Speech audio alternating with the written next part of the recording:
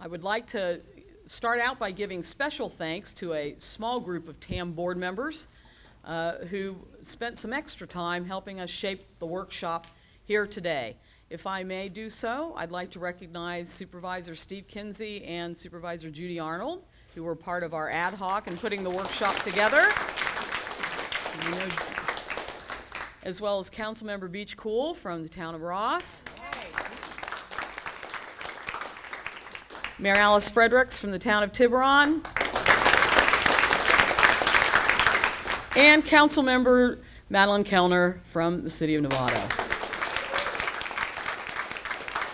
So thanks to them and to all the T.A.M board members for giving us good ideas on how to put this together today.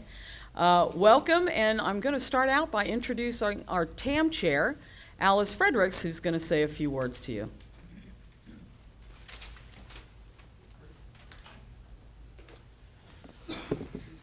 So good morning, everybody, and welcome to the Transportation Authority of Marin's workshop. We're going to be exploring, as you can see from the program, the confluence of funding and desire. And it's not a soap opera. T.A.M was created in 2004, as you all know, when the voters of Marin passed Measure A, a half-cent sales tax to support a vital mission, and this is actually the official mission of the Transportation Authority of Marin, and I'm going to read it. Making the most of Marin County transportation dollars and creating an efficient and effective transportation system that promotes mobility and accessibility by providing a variety of high-quality transportation options for all users. We're spending this rainy Saturday creating a vision and a sense of priorities to fulfill the mission. Many of us have our own priority vision, from more green trips, fewer single occupancy car trips, north-south bike pedestrian greenway, HOV lanes, 580-101 connector, regional railroads with good access, travel options, trains, buses, ferries, carpools, car share, yes, and sometimes even single occupancy travel that takes us to work, takes us to chores, takes us to recreation, and brings us home in a timely fashion. Today, we'll try to resolve all these bits and pieces into a coherent vision of feasible mobility improvements for the coming 20 years. And I ask you at the breakout sessions to challenge yourselves. Consider joining a problem-solving breakout after lunch in a discussion that is not necessarily your priority travel mode. At this time, I'd like to invite any participants who'd like to make comments to come forward. And seeing none. I'm sorry, you're saying this is the open time? Yes, it is. Did I forget the magic words? I'm sorry. Just want to make sure I'm doing this right. Good morning. Is this on? Okay. That's okay. This is a pretty small room. Okay. It times out after about 10 minutes. Okay. Hang on just a second here.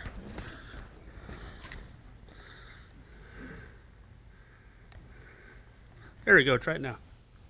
Good morning. That sound any different? Yeah. Okay. Hi. I came here this morning to encourage you to spend whatever time and money is necessary to work out the connection between 101 and 580 where they meet in San Rafael. I believe, as I think a lot of people do now, that we could put a really good dent in our commute backups by making that connection, by adding a third lane in each direction to the stretch of 580 that then connects 101 to the bridge. And I believe most of the pavement is in place there to make that happen with just restriping. And then also, of course, to open the third lane on the Richmond Bridge. That would increase the capacity of those two roads by 50%. Seems like that would have to help. The critical design challenge here is how to connect the two freeways. If you're interested, I would like to offer some assistance in that area. When I was part of the Marin Deserves Better group last year, a couple of the other members and I studied that issue a lot. and actually came up with some ideas that we think would work, that we think would connect the two freeways in both directions without a 60-foot high flyover, with no elements higher than the existing overpass that's there now.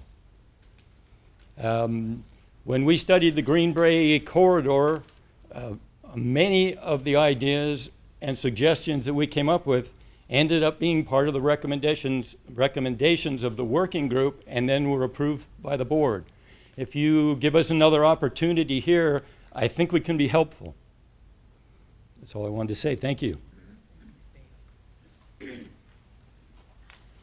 Any other comments from folks that aren't on the agenda here today? I do want to also mention that this is a T.A.M. board-sponsored workshop. We have a terrific, I call her an artistic note-taker, who's going to be documenting our activity here today. We're also recording so that we can put this up on our website. So feel free to say whenever you want so that people can watch it for weeks to come. And I'd also like to also mention that in the creation of Measure A and Measure B and all the work that we do, we would be nowhere without a combination of our excellent T.A.M. board and all of you as constituents, people like Steve that put in their own time to try and help us do things better. If I could just at this moment ask all of our T.A.M. board members to stand, and we have a couple of alternates and new members here. I'm not going to introduce you, but I want everyone to know who you are so that our constituents and our stakeholders can talk with you more today, formally or informally, much like Steve has just done, giving you some good ideas to think on. So thank you and welcome to our T.A.M. board members and alternates. And now I'd like to introduce Steve Kinsey, who's going to come up and lead us in a toast of our 10-year anniversary of Measure A. The good job. Steve. Nothing like drinking early on a Saturday morning, huh? That's what transportation headaches do to us. Good morning, welcome, thank you, and thank you, Diane, for this opportunity to express what I believe are really the essential ingredients of being able to address transportation issues in our county, and that is self-help, which is reflected in our sales tax and our Measure B vehicle registration fee. The sales tax is 10 years old, halfway through its 20-year period, and I guess that is the reason for our toast. So I'm going to just say, here's to halfway through and a better future.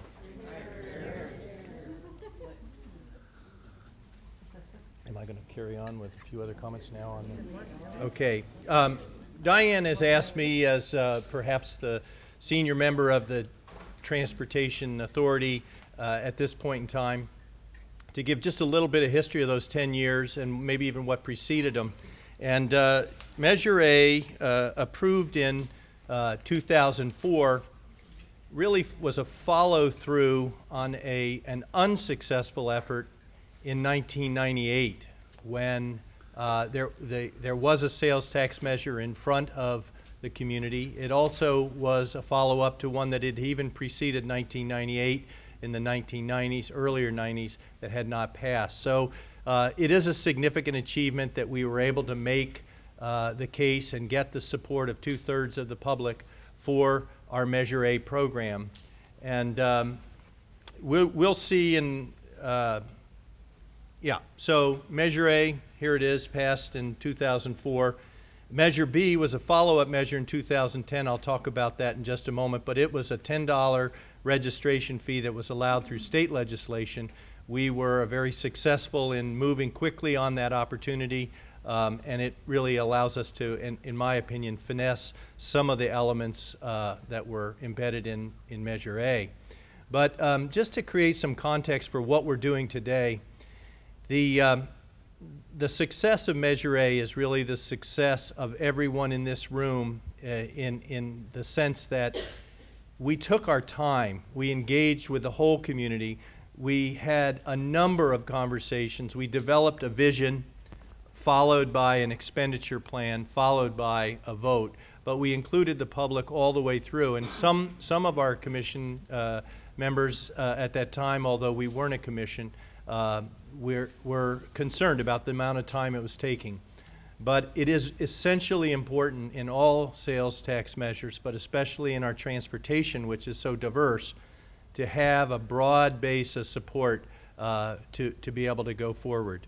And we were able to do that. And before that sales tax measure, there were several things. One is there was no Transportation Authority of Marin. In effect, it created the Transportation Authority of Marin. We had a congestion management agency since the early 1990s. We also had a countywide planning agency that had one representative from the Board of Supervisors and one representative from each of the cities and towns. What we were able to do with Measure A is to bring those two entities together and create a congestion management agency and a sales tax authority as a combined agency. Other counties in the Bay Area have separate authorities. Also, some have combined authorities, but we recognize the value of doing kind of integrated thinking, and I think that's a big success of Measure A for sure.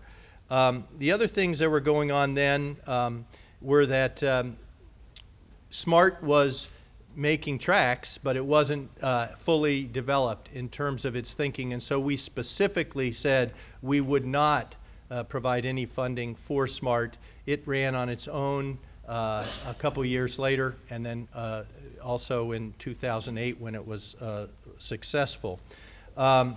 We had the gap closure project that had been long in the making. The Highway 101 gap closure from Corte Madera to the Civic Center. It was, a $180 million project. It was not fully funded, and we were very careful about wanting to use our local self-help sales tax dollars for our local issues, but we recognized the opportunity to get a project, a larger interregional project, finished. So we put a very limited and very specific amount of money into completing the gap closure project. We also recognized in Measure A the importance of continuing the national model program that we had begun in 1999 around Safe Routes to School, where we were one of two communities in the entire country who were selected to explore this idea of how you address safer access to schools. And so we became first in the nation to use self-help money to continue to support that program because we saw that over 20% of trips in the morning were being impacted by congestion around schools and school access. And so I think that was really important for us. The only other things I would say about Measure A is that just as a reminder, it took a last-minute full-court press by the public works directors of the cities and towns to get us to put enough money into local streets and roads. We were facing the demise of our local bus service because Golden Gate Bridge was having to dramatically cut, 35% cut in bus service at that time, and we recognized that if we didn't step up, we would not have a bus service in Marin County. So we placed a tremendous value on the bus service. You started to look at bus service, exploring the bicycle programs, completing a gap in the highway, and it took the public works directors to remind us, as they like to say, that all trips begin and end on a road regardless of the mode of travel that you're using. And so I think it's important for us to understand as we go forward the role that local streets and roads play in our communities. So that was Measure A. Measure B, and Diane knows this PowerPoint better than I do, and I'm about to turn it over to her, but Measure B was 2010, so 6 years later. And what you can see here is that I call this the finessing of our program, because if you look at the maintaining local streets and pathways, 40% of these dollars, and this is $10 on each car, and it brings in about $2 million a year. But we had not identified, we did not have any institutionalized way to maintain these bike and pedestrian facilities, these multi-use pathways, and we also have ongoing needs for keeping the shoulders of our streets and roads safe for all users. And so we placed high priority on that. We also wanted to recognize the emerging understanding of transportation's role in climate change and greenhouse gas emissions. So we put some additional funds into support for alternative vehicles and school safety through walking and biking. We wanted to augment that further. And then, of course, with Marin County being one of the oldest communities and growing older as we go forward as a population, we realized that we needed to begin to focus our efforts on senior mobility. And I think we'll find today how incredibly important and helpful these dollars are for addressing the unique needs of our seniors. So in closing, I would just say that we do have a lot to be proud of. Clearly, there's not enough money to do all the things we want to do, and I think what we really have to focus our attention on in the going forward is what are our priorities. But with the federal government retreating from their support for transportation, with the state of California and the region emphasizing transportation investments in the larger growing communities, not the more stable communities like our own, we either help ourselves or God help us. Thank you.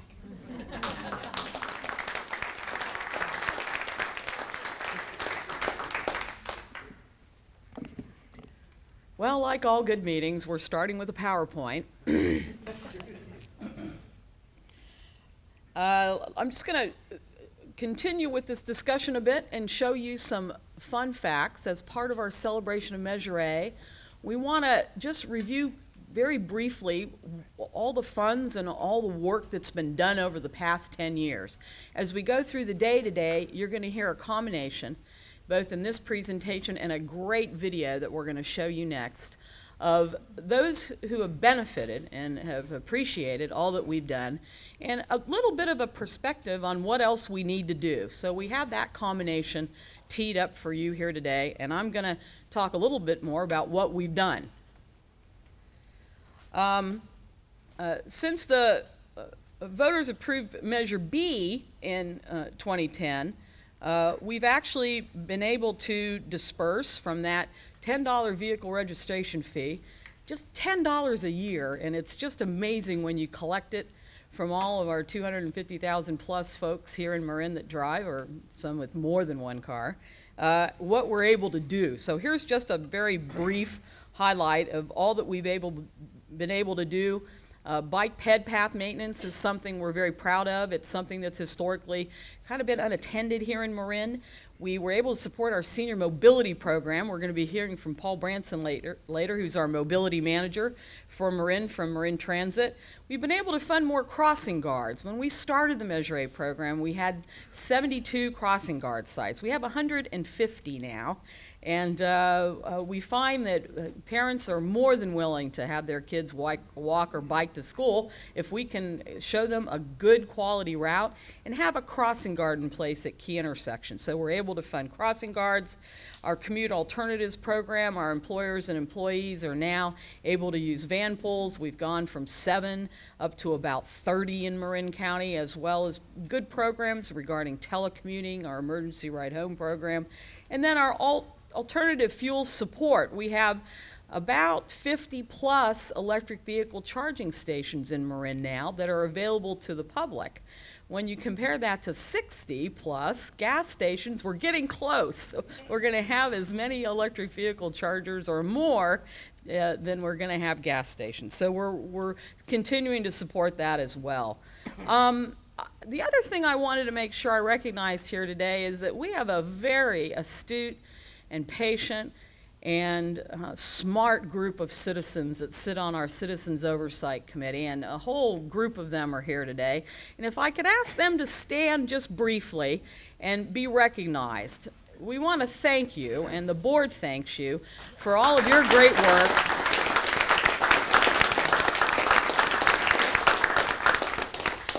Let me tell you, they ask tough questions. They don't let us get away with anything, and they keep us on our toes. So we're very happy. Right now they're led by Alan Bortel as the chair of that group. Alan, wave. And you're going to see Alan prominently in the video coming up. Here's another fact without reading all this great description. Look at that number on the bottom of the page. We've been able to disperse for local road projects $23 million over the 10 years of Measure A, and we look to do at least $23 million more. Now, this is money that we give the local jurisdictions for whatever priority that you have. And it's spent very diversely in each jurisdiction around Marin. Everything from street sweeping to park maintenance to roads to bike paths to transit facilities. So this is a great boom. It matches federal funds. It fills in the gaps when the economy declined and some of the local revenues kind of fell short. We were able to continue the flow of funds through this Measure A program. We've been able to allocate in our Safe Routes to School program for both education, crossing guards, and projects about $17 million, with another $2.6 million we're releasing right now for those projects. The good news is that if you look down at the bottom, and this is one of the real benefits of having local funds, is as I compete and you compete statewide or at the federal level for grant funds, if we have our local funds that we can throw in as a match, an enticement for another agency to say, hey, they're willing to help themselves, we can get funds as a result. And down at the bottom, you'll see over $9 million in grant funds that we've gotten from federal and state sources to match those funds we've been able to put in around schools for actual capital projects. So thanks to all the public works directors who've worked really closely with us to make those projects happen, and Parisi Associates for all the work they've done to identify and manage those projects. The effectiveness of the Safe Routes program, you can see here where we started in 2004 in terms of walking and biking, riding transit, driving alone. We've made a dent. We want to continue to make this dent and make even more of a dent in more schools with more programs. So we have a steadily increasing number of students. We have a lot of new parents and students, and we have to continually keep up the training and the enthusiasm. Here's a little bit of a indication of the kind of work that we can do around schools. Let's talk for just a few more minutes about transit. Since our inception in 2004, we've been able to disperse to Marin Transit over $106 million for local transit needs. That's an astounding figure. Nancy Whelan, our general manager, is going to be at a session over lunch, and I'm sure there'll be some discussion about what we have left to do and what more we can do in the transit area. Transit has a number of terrific programs that they've been able to develop under both our sales tax and our vehicle registration fee. Here's a couple of them exhibited here on this slide. Marin Transit has been able to increase passenger trips by 69% since the start of Measure A, 300% in the area of rural transit, and for our special needs group, which is growing, and many of us are headed there, 89% increase since 2004. So this is an impressive figure in terms of what all we've been able to do for transit. Major roads, we disperse the money to 5 planning areas. Here's a short list. We've been able to disperse so far about $15 million. Here's the projects that they've gone to. We're very proud of the work that was done on San Rafael on the west end, on Sir Francis Drake's through Samuel P. Taylor Park, on Novato Boulevard, what's coming up on Miller Avenue, and then also the county's start of work on Sir Francis Drake from 101 up to Wolf Grade. Those are all projects that have been done or are on their way to being done under major roads. Highway 101, this is a great picture. We're standing at the Coleman pedestrian overcrossing looking down on 101. Believe it or not, we actually built the first mile of Smart Track in Marin and Sonoma as part of the highway project. We relocated the Smart Line to make room for this beautiful Class 1 bike path over Lincoln Hill and the carpool lane on 101. So here's some of that work underway back in 2007-8, and here's the completed look on that project. That $25 million in Measure A funds helped me leverage about $75 million in state, federal, and other local funds that we were able to put into the project. We had over $100 million invested between Portezuelo Hill and the new connector from 580 to 101. And believe me, standing in front of the California Transportation Commission asking for money, when you can say you put in your own money, they listen, and that worked really well for us to be able to finish that project. There's some of those West End projects and the Sir Francis Drake project, but I'm going to stop chatting and showing you that bureaucratic PowerPoint, and now we're going to show you an exciting video that my team put together that's going to talk a little bit more about what we've done in Marin and what we have left to do. So I'm going to have Dan tee this up. By the way, I'm going to be thanking staff throughout the day. Dan Cherrier, Nick Nguyen, Bill Whitney. They went out and conducted interviews and put this video together for you to see today, and I want to thank and recognize their efforts. Hopefully this works, Dan. And some of you are in the video. The Transportation Authority of Marin manages a local transportation sales tax, which is Measure A, and a vehicle registration fee, which is Measure.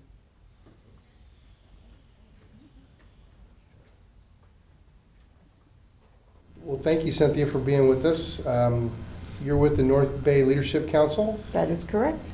and you're here to talk a little bit about Measure A, and you were certainly there from the very beginning, so you've seen the benefits of the Measure A program. Would you like to say a few words before we get started on some questions?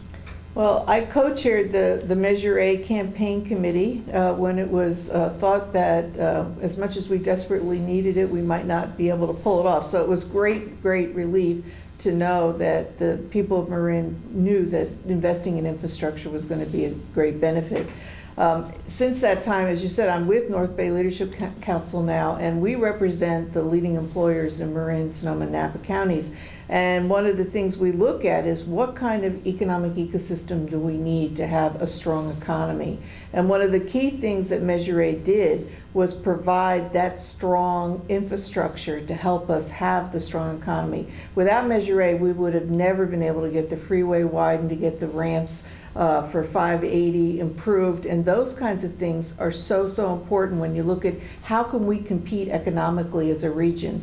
And the reason Marin has the lowest unemployment, I truly believe, is because of the economic ecosystem that we have, which comes down to having that infrastructure that is so important. Well, thank you for being here, Patrick. Would you tell us your past involvement and experiences with Measure A program and what roles you played? I still am a member of the Federation of San Rafael Neighborhoods on the steering committee. I'm a co-founder of the Lincoln San Rafael Hill Neighborhood Association, and I was the point person in the 101 Gap Closure Project noise abatement issue.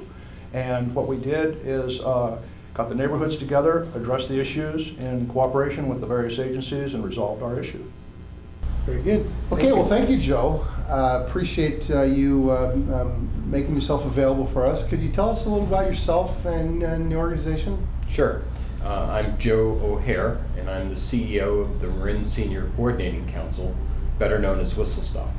And Whistle Stop was founded 60 years ago in 1954 by a group of individuals with the mission to help older adults be able to stay active, independent, and live with dignity and respect within the community of Marin. Thanks, Rob, for taking time to talk to us. Could you tell us a little about yourself and the organization you represent? Sure. My name is Rob Eiler, and I am a professor of economics at Sonoma State University. And down here in Marin, I'm also the CEO of what's called Marin Economic Forum. The Marin Economic Forum is basically a countywide economic development organization here in Marin. Great. Okay, thanks for agreeing to talk to us, Mr. Hunt. Can you tell us a little about yourself and your business here? Sure. My grandfather started this business in 1927, a block away, and now the business is third generation. My brother and I run the business. It's a family business that we're proud of, and we're specializing in selling old-fashioned cars. Nice. And where are we located? We're on 1714 4th Street in San Rafael. downtown San Rafael, what we call the West End. The West End. Okay. Well, thanks for joining us, Mark. Can you tell us a little bit about yourself? Yeah, my name is Mark Birnbaum. I'm a cyclist, lived in Novato for 27 years. I was commuting to San Rafael by bicycle. I commute to Tiburon by bicycle and bus now. And I've seen a lot of things change and improve over the years. Great. And I'm on the county BPAC, and I'm currently chair of the City of Novato BPAC, which I've been on for about 25 years now. Marvelous. Well, thank you, Valerie, for joining us and agreeing to talk to us. Can you tell us a little bit about yourself and the school district? Sure. I've been superintendent of Larkspur-Corner Area School District since 2005, so this is my 10th year here. Our school district is approximately 1,500 students large and growing. We just opened a brand new school on the bay side of Corte Madera in response to that enrollment growth over the past number of years. And we are one of maybe 6 or 7 schools in different districts actually in this area.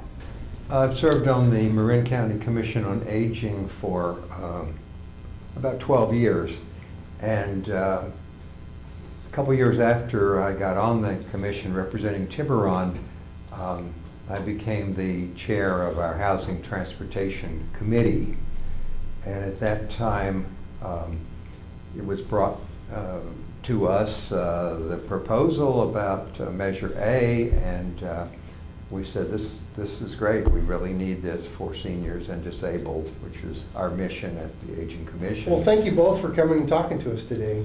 Could you introduce yourself and tell us a little bit about the organization that you're involved with? I'm Doris Perez, and I'm the chair of Tamales Transit. And I'm Luana Panasco, and I'm the vice chair of Tamales Transit.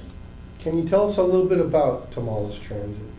We've been working since about 2010, 2009 to get bus service between Petaluma and Dillon Beach Tamales. And it was an uphill battle because we're taking people from one county into another county. Mm-hmm. So it made it very difficult. Interesting. Yeah. Okay, well, thanks for joining us today. Can you tell us about yourself and where you work? Yes, my name is Peter Pelham. I'm Director of Retail Banking for Bank of Marin, and I live in Novato, and I work in Ignacio. The Transportation Authority of Marin manages a local transportation sales tax, which is Measure A, and the vehicle registration fee, which is Measure B, that funds a variety of transportation and mobility needs. They include funding for local road improvements, the widening of Highway 101 through San Rafael, local bus transit services, special transit services such as senior transit, paratransit for the disabled, and West Marin Stagecoach Shuttle. We also fund electric vehicle education and infrastructure and employer-employee commute programs, to name a few. Can you tell me about any transportation programs or services you or your constituents are involved with? And can you expand on the benefits you observe to the community? Yeah, so about 18 months ago, we started working with T.A.M on looking at how to expand outreach into more employees and in small employers in Marin County, because about 94% of the businesses in Marin County actually have less than 25 employees. So it's hard to touch a lot of employees, if that's the case, by just focusing on the larger employers. And as a result of that, a lot of our work was really focused on trying to get the idea of things like the IRS pre-tax benefit for commuting out to more workers that were in smaller businesses, just trying to get ideas out there about telecommuting, carpooling, van pooling where it was available. And so we helped T.A.M do some of that work. And I think there's been some benefits in the community. I think a lot of work still is being done also in sort of pre-smart world of how folks are going to transition from their cars to the train as well. And so my guess is we'll be back into that. But I think we've seen slow migration because of the traffic increasing as the economy's recovered, of people looking for other sort of alternative transportation options. And I think that those benefits have increased over time. Well, you know, the first time I was really directly affected was when the city got all the neighbors together and said, hey, look, things are kind of a mess down here, and we got some money. We can make it better, but it's going to be a pretty big project. And so we're all holding our breath a little bit. But all in all, you know, the sidewalks were terrible. The city had planted these trees, and the root structures came up that broke up all the concrete, so there's rough edges all over the place. Some of the trees had these round seed pods, so this time of year in the fall they would go in the ground. People were tripping on them. There was older folks that were injured, so it was kind of a nightmare all the way along. And the different heights of the sidewalks made things look sort of, helter-skelter. So when they came in with a really good comprehensive plan, great contractors, and they just got it done. I've used the Marin stage a couple of times on weekends as part of hikes. I've used the bike path along 101 from Lincoln down to downtown San Rafael a lot. I believe that was part of the whole program there.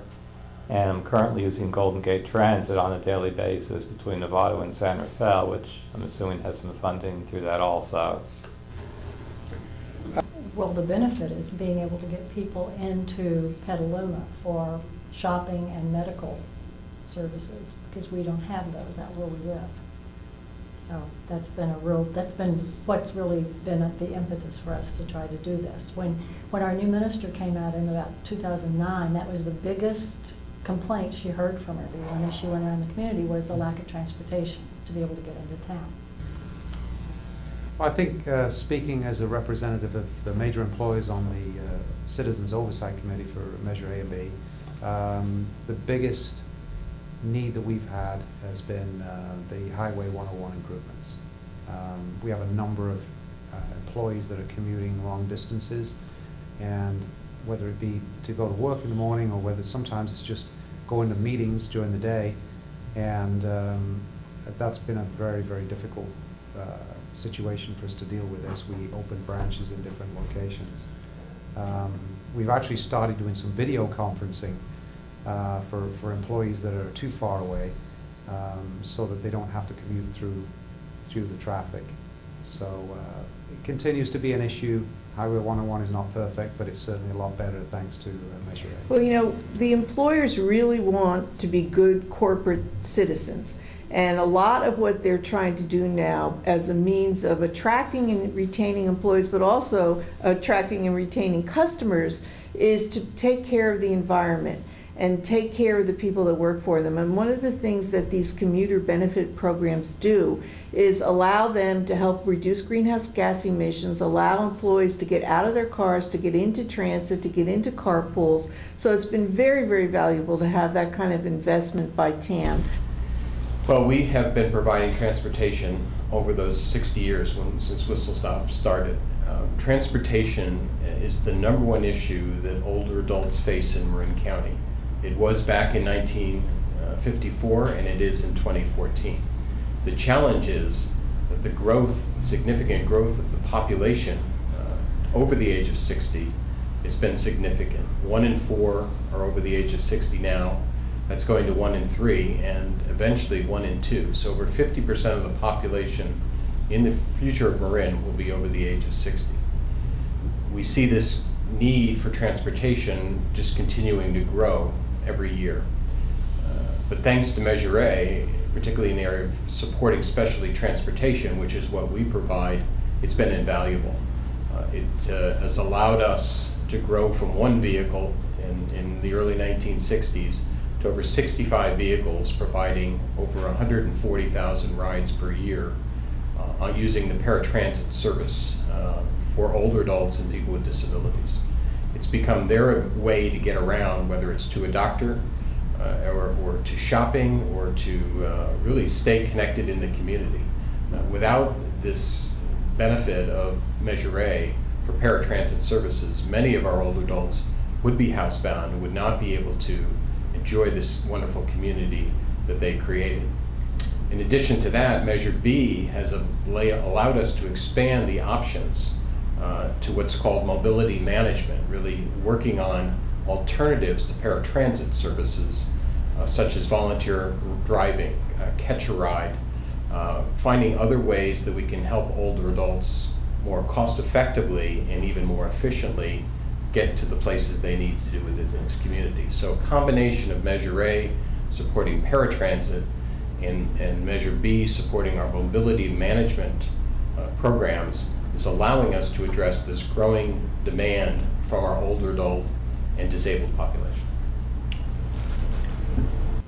T.A.M.'s transportation sales tax and vehicle registration fee incorporates many safe routes to school programs, including educational programs, crossing guards, and physical infrastructure improvements through the Safe Pathways program. Have you observed any of these programs, and how would you rate their effectiveness? I think that these programs are very effective. I think that the education to the younger kids, to the adults, the parents, about the safe routes to school is imperative in order to get those kids out of automobiles that their parents are using to get them to school and back, and to let them walk or bicycle to school in a safe route area, a designated safe route area. I think that we have a major challenge in regards to the SMART train coming in here and children crossing that area to go to Coleman from central San Rafael and possibly from other areas to Davidson. So these programs are imperative that they be kept in place, and the education stepped up substantially to allow for these safe routes for these children. Do you think they should be expanded? Absolutely, you bet. I think the Safe Routes to School program has been very successful. We certainly see it. Our whistle-stop bus drivers are all over the streets and within the community, so they really are looking at safety as a very important aspect as they drive, and they do most of the driving, probably more than most people do in Marin. So we do know that as they're transporting around schools, we do see the Safe Routes to School program working very effectively. And we might add that Safe Routes to School can also be safe routes for older adults and people with disabilities, that we also think of not only certainly the children, but the other side of our population, the older adults, that need that sort of careful crossing at streets that could certainly take advantage of what the Safe Routes to School program has done. So actually, when I first came to Larkspur-Corte-Madera School District, I think it was in that first year that we had one of our first meetings with the Safe Routes to Schools with Wendy, who was still with Safe Routes to Schools. And I was, from that time, very impressed and very intrigued with how Safe Routes was going to help us improve walking, riding, rolling, carpooling to school. And at that time, they were just seeds of ideas. So it's been very cool, actually, to see how that program has grown and become very viable to the extent that we actually are relying on Safe Schools to partner with us and help us figure out these solutions for our kids. And I was particularly impressed with the way that Safe Routes began working with our middle school population in terms of educating them and getting the students involved in really thinking about how to travel to school safely, getting cars off the road, carpooling, biking. So it's been really fun to see the growth of Safe Routes. We are a sustainable community in that we want to build build the healthy habits in our children.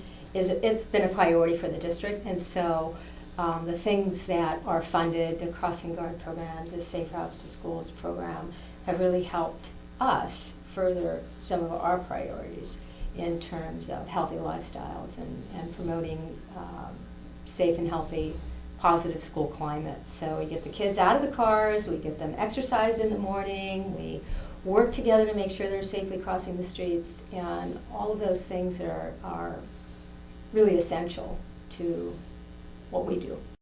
I love Safe Routes to School. It was adopted when my youngest daughter was going to Wade Thomas Elementary School in San Anselmo. And taking her to school, a lot of times I take her to school on the back of a bike, a tandem bike, or else, sometimes drive her to school.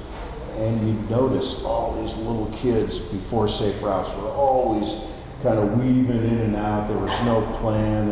There were some crossing guards, but it wasn't really very efficient. And then there's just a lot of parents that were afraid to let their kids ride their bicycles to school, so they were taking them to school. So the lineup in front of the school was really long. It was a nightmare. Safe Routes to School came in. They got really good people working with the kids, with the schools, with the teachers. And, within a couple of months, it was like organized. It was unbelievable. And there was, never any accidents that I heard of. I think that all in all, everybody was really happy with Safe Routes. A significant portion of the transportation sales tax and vehicle registration fees fund local transit services. Have you seen any improvement in service due to the use of these funds? Well, again, I think we would not be able to handle the increasing demand for what older adults and people with disabilities need without the Measure A funding. Obviously, this is expensive services because of the high demand and need that these people have. So without that funding and the continuation of that funding, I'm not sure what older adults would really have as a choice other than trying to use public transportation, and many of these individuals just physically can't use public transportation. We've had a relationship for quite some time with the Marin Transit District. Again, this goes back 10 years with me, in that they were providing a public bus for our students to ride from the bay side of Corte Madera to the middle school. So our students have to cross the freeway. So the 6th, 7th, and 8th graders have been taking advantage of that, who live on the bay side, for quite some time. What we did was, to make that work, was we took a small amount of money that the district receives from the state, and I'm saying very small. We had about $12,000, and it was a use it or lose it situation. If we didn't use that money on transportation, it would go back to the state. So what we did was we partnered with Marin Transit District to allow us to sell passes, youth passes, to the students, and the district offsets the cost of that youth pass for parents by that amount. But the problem is, we've always been so remote in Northwest Marin that people have become independent and learned to depend on themselves or their neighbors because there was no public transportation. And now that we have it, we have to get them involved in utilizing it. Yeah, I mean, it's great because there's a bus stop like 10 feet away from us right now. So I see what's going on all the time. And as it gets closer and closer to rush hour traffic, the bus rides increase. There's a lot of bicycles that are on the buses, so people from the neighborhood don't have to drive their cars down to get them close to the bus stop. They can ride their bikes back and forth. So if you're within a half a mile or a mile, it works out really good. Nice. Well, the one direct benefit is that paratransit, which Whistle Stop is the main provider of that as a contractor, has been growing its numbers of vehicles, and they're pushing about 60 now. I think that's up from 40 just not that many years ago. That program, of course, helps seniors and disabled to get around the county when they don't drive anymore, or when their family makes them give up the keys, or they're disabled. And it's an excellent program, and of course it's federally mandated. If you have a bus system, you've got to have paratransit. And wonderful thing about our buses, by the way, is that all of our larger vehicles are equipped for wheelchairs and disabled people. They're either kneeling buses, or they have platforms where anybody can ride, and bicycle racks in the front.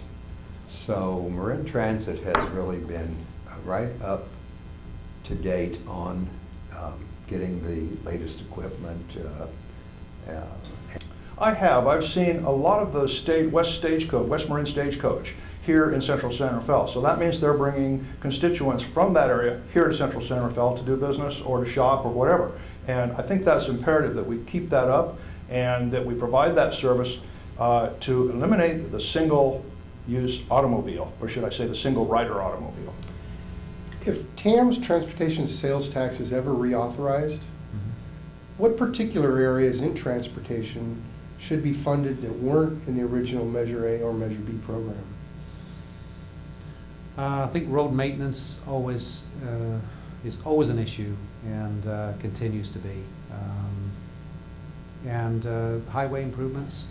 Obviously, the big issue right now seems to be the narrows and whether we have enough to fund the finishing of that project.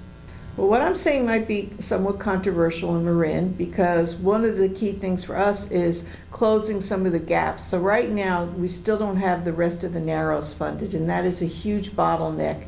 And we have more and more people coming from Marin to work jobs in Sonoma. So now we need to make sure that Marin realizes we have a regional economy and we need to make regional investments in highway improvements so we can make that entire 101 corridor a freeway and safer and faster and better for commuters in both directions. And more crossing guards. They're not fully covering the county. I'd like to see more help to volunteer programs in neighborhoods. We're going to be faced with this huge jump in the number of seniors over the next few years, given the aging baby boomers, and we have to be very innovative in the next go-round. If 10 years from now, when the Measure A expires, to reauthorize it, I think it's got to really focus on how we're going to get 80,000 seniors around the county versus 50,000 nowadays. So that's a big challenge, and I don't know that anybody has the one answer to that. It's probably got to be a variety of programs. I would look towards other ways that we're trying to find to move older adults. An example that we've thought of and that happens in other states and other countries would be to offer free fixed transportation to people over the age of 60. That may encourage those that maybe are not that accustomed to thinking of using the fixed public transit routes, but by possibly giving them a financial incentive and allowing us to train and use travel ambassadors with many of the older adults, we think we could get them to use fixed transit. So that's a possibility of an incentive, both financially and with training, to get our older adults and people with disabilities who may not be able to use public transit now onto public transit, which would be certainly, I think, a benefit to the community. Really, I'd just like to see more of what's been started. There's a lot of segments all over the county, both in the unincorporated areas and the various cities. Some of them are actually pretty good, but they're not all connected yet, so there's no continuous routes at this point. And my observation has been, just as a bike commuter going back and forth every day over the years, build it and they will come. As things are built, every time a gap is closed, I see a slight increase in people riding on a daily or a couple of times a week basis. And if all the gaps were closed, there'd be a lot more people riding than there are now. I think from the things I've been hearing and some of this work we did with T.A.M, it seemed like a lot of the needs were so-called last mile needs, in the sense of linking folks who might want to walk or ride their bike to a terminus that they can then grab onto public transportation and go from there either to a transportation hub that's intra-regional or move on to the ferry to get to San Francisco or beyond. So it seems like that if possible, Measure A and Measure B re-up funds should be focused on how do we solve those last mile problems with the biggest bang for buck, if you will. That seemed to be what bubbled up the most with employers and employees, that if there were, that last mile issue was conquered, it would help their choice of getting out of their car and taking some kind of alternative form of transportation. You and I were speaking a little bit about recruitment of employees. Could you expand on that a little bit? Yeah, it's difficult. Our biggest issue has been mostly central and southern Marin. We have a number of jobs that don't pay huge amounts of money, and most of the people that apply for those jobs live in Sonoma County. And so coming through the commute through Novato into San Rafael and even further south than that, they don't last very long. They very often are looking for positions further north, and so retention of employees is difficult in central southern Marin. That concludes my questions. Do you have any closing remarks that you would like to make? So the only other thing I didn't cover is that we're also really concerned about is Highway 37, and that is just a horrible, horrible mess of a commute in both directions, morning and afternoon. And we really are working with the counties involved, the 4 counties that touch Highway 37, to see if we can get that into Caltrans planning cycle, because letting it wait until sea level rises is not a good idea when it's one of the main corridors. The other thing is that we're very concerned about is goods movement. So it's not just about commuters, it's about the increase in truck traffic. As we are in real-time distribution, there's going to be a lot more truck traffic, and we see that as something that really has to be considered, because without the ability to move goods and services around, we're not going to be able to have the strength in the economy that we all want to see. So that's something we have to pay attention to, and we're hoping we can look at more kinds of issues around more freight on rail lines and, you know, some other ways to get around rather than just putting it all on our streets. I think that Measure A was an example of how agencies can come together along with the neighborhoods and the residents of this county to look at, evaluate, and come up with a plan as to how to address an issue cooperatively and supportively with each other. And I think Measure A, the way that this came about 10 years ago now, is something that we should behold and keep as an outline, a plan for any future endeavors.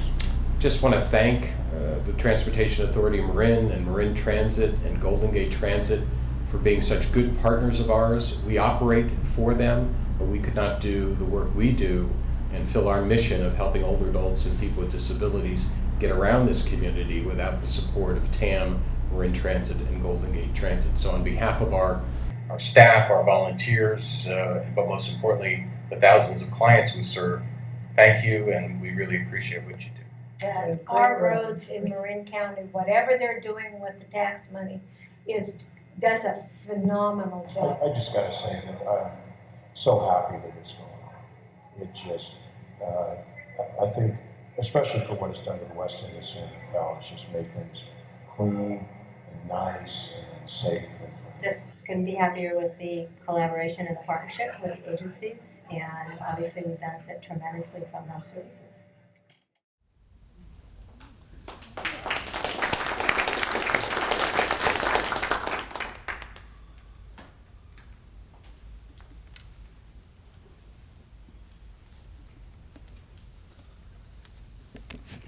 Well, we've certainly accomplished a lot, and it's very easy to take what we have accomplished for granted. And in a way, that's good, because it gives us the energy to plow forward and address some of the further projects and programs we need to accomplish. You're going to hear from several of our professionals who are with us today. They manage various programs, and they'll further describe what we've done and what we have left to do.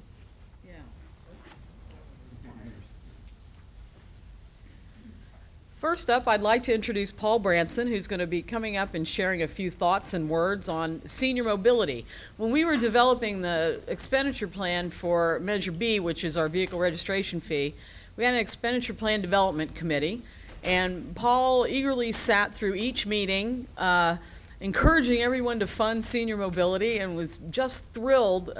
You heard some of the results from both Joe O'Hare and Alan Bortel on what the senior mobility program has been able to do. So to share a few more thoughts, here's Paul Branson, who's our mobility manager for Marin Transit.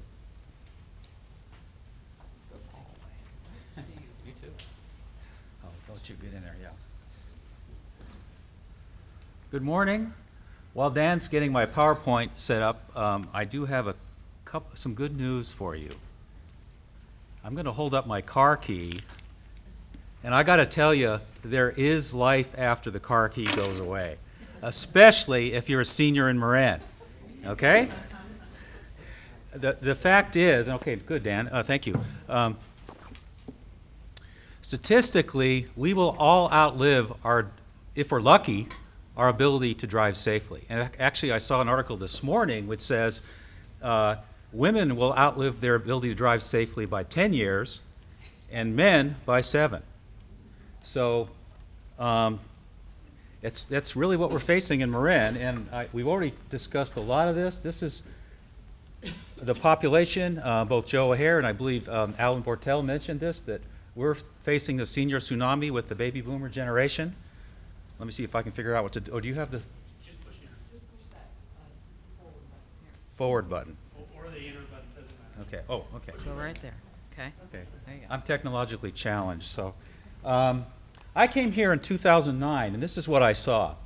in terms of mobility for seniors. And I have to say, in deference to the fact that I work for Marin Transit, I do have to mention that we do have a lot of seniors ride the bus. In fact, our statistic is that 12% of our current bus riders are seniors. So it's not on the slide, but I figured my boss is in the room, so I better say it. So prior to 2009, or prior to 2009, it's a totally different picture than it is today. Joe O'Hare mentioned the paratransit service, which Whistle Stop runs for us. That was probably the main non-transit way people got around. But it's important to understand that ADA paratransit is not a senior mobility program. You have to qualify for this program based on your inability to ride a fixed route bus. So the reality is that there are a lot of people who can no longer drive safely but do not qualify for ADA paratransit. So that presented a problem.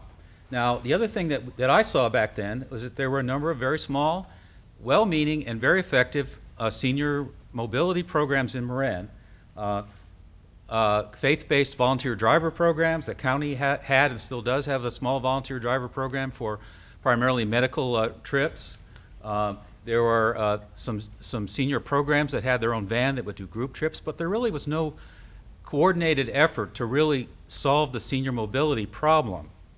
So now I'm going to skip forward to 2011. Not that nothing happened in between. Certainly Measure B was passed, and we did a lot of work in planning and actually getting grants to start some of these programs. But in the interest of time, we're going to go straight to Measure B. And this is what we launched, Marin Transit launched in 2009. We already had 2 volunteer driver programs. We transitioned them to Measure B program funding. Our Catch a Ride discount taxi ride program for seniors started, and I'm going to talk about that in a minute. And because the paratransit ridership, as we just heard about, was continuing to grow, we started putting some Measure B money into that program as well. So let me, and then we have, let's see, I think, we have more. Oh yeah, here we are. We started a low-income fare assistance program for our paratransit riders who could not pay the fare or had difficulty paying the fare. We started a GAP grant program because we recognized that there are people in the community that had ideas to solve this that we didn't have, and so we wanted to milk that. And actually, we are right now in the process of accepting applications for a 3rd cycle on this program. And then, it's really important to reach out to people to let them know what's available, to let them know that they could ride the bus possibly, or that there is a catch-a-ride program. So we expanded our outreach and travel training programs to the community at that point. So let's see. So here we are today. We skipped forward.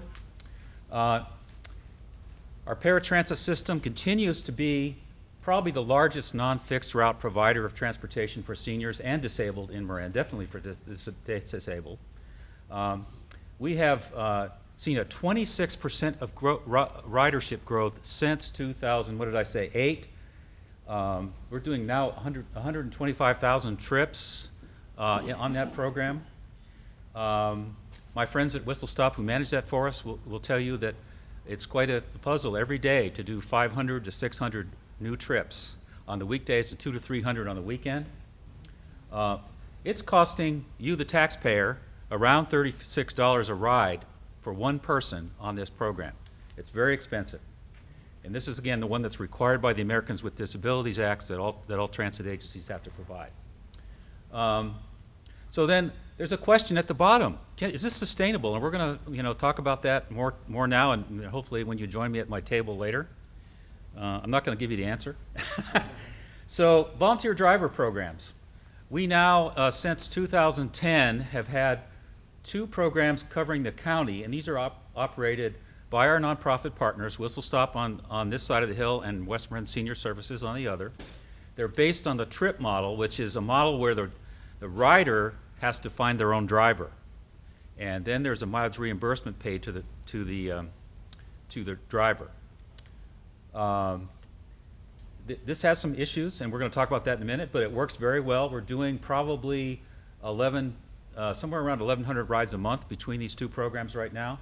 The average ride, if you're in the West Marin, is 25 miles, And if you're on this side of the hill, it's about 7. So that gives you an idea of kind of what that's all about. Here we are. Average cost about $15 a ride compared to the 36 I talked about a minute ago for the paratransit. We're in a few weeks we have a grant funding to do the other model of volunteer driver as a pilot. And this is the one where there's a pool of screened and trained drivers then are assigned to rides through a dispatch process to eligible riders. And so we're hoping to see that start in early 2015. Okay. Catch a Ride. This is our voucherless discount taxi service for seniors and ADA eligible persons in Marin. And we use a taxi broker, so there's no paper process. We don't sell voucher books. We don't have to collect them from the taxi company. It's all done very seamlessly for the rider. And I got to tell you, we get nothing but kudos on this, except for the occasional missed taxi ride. But that happens.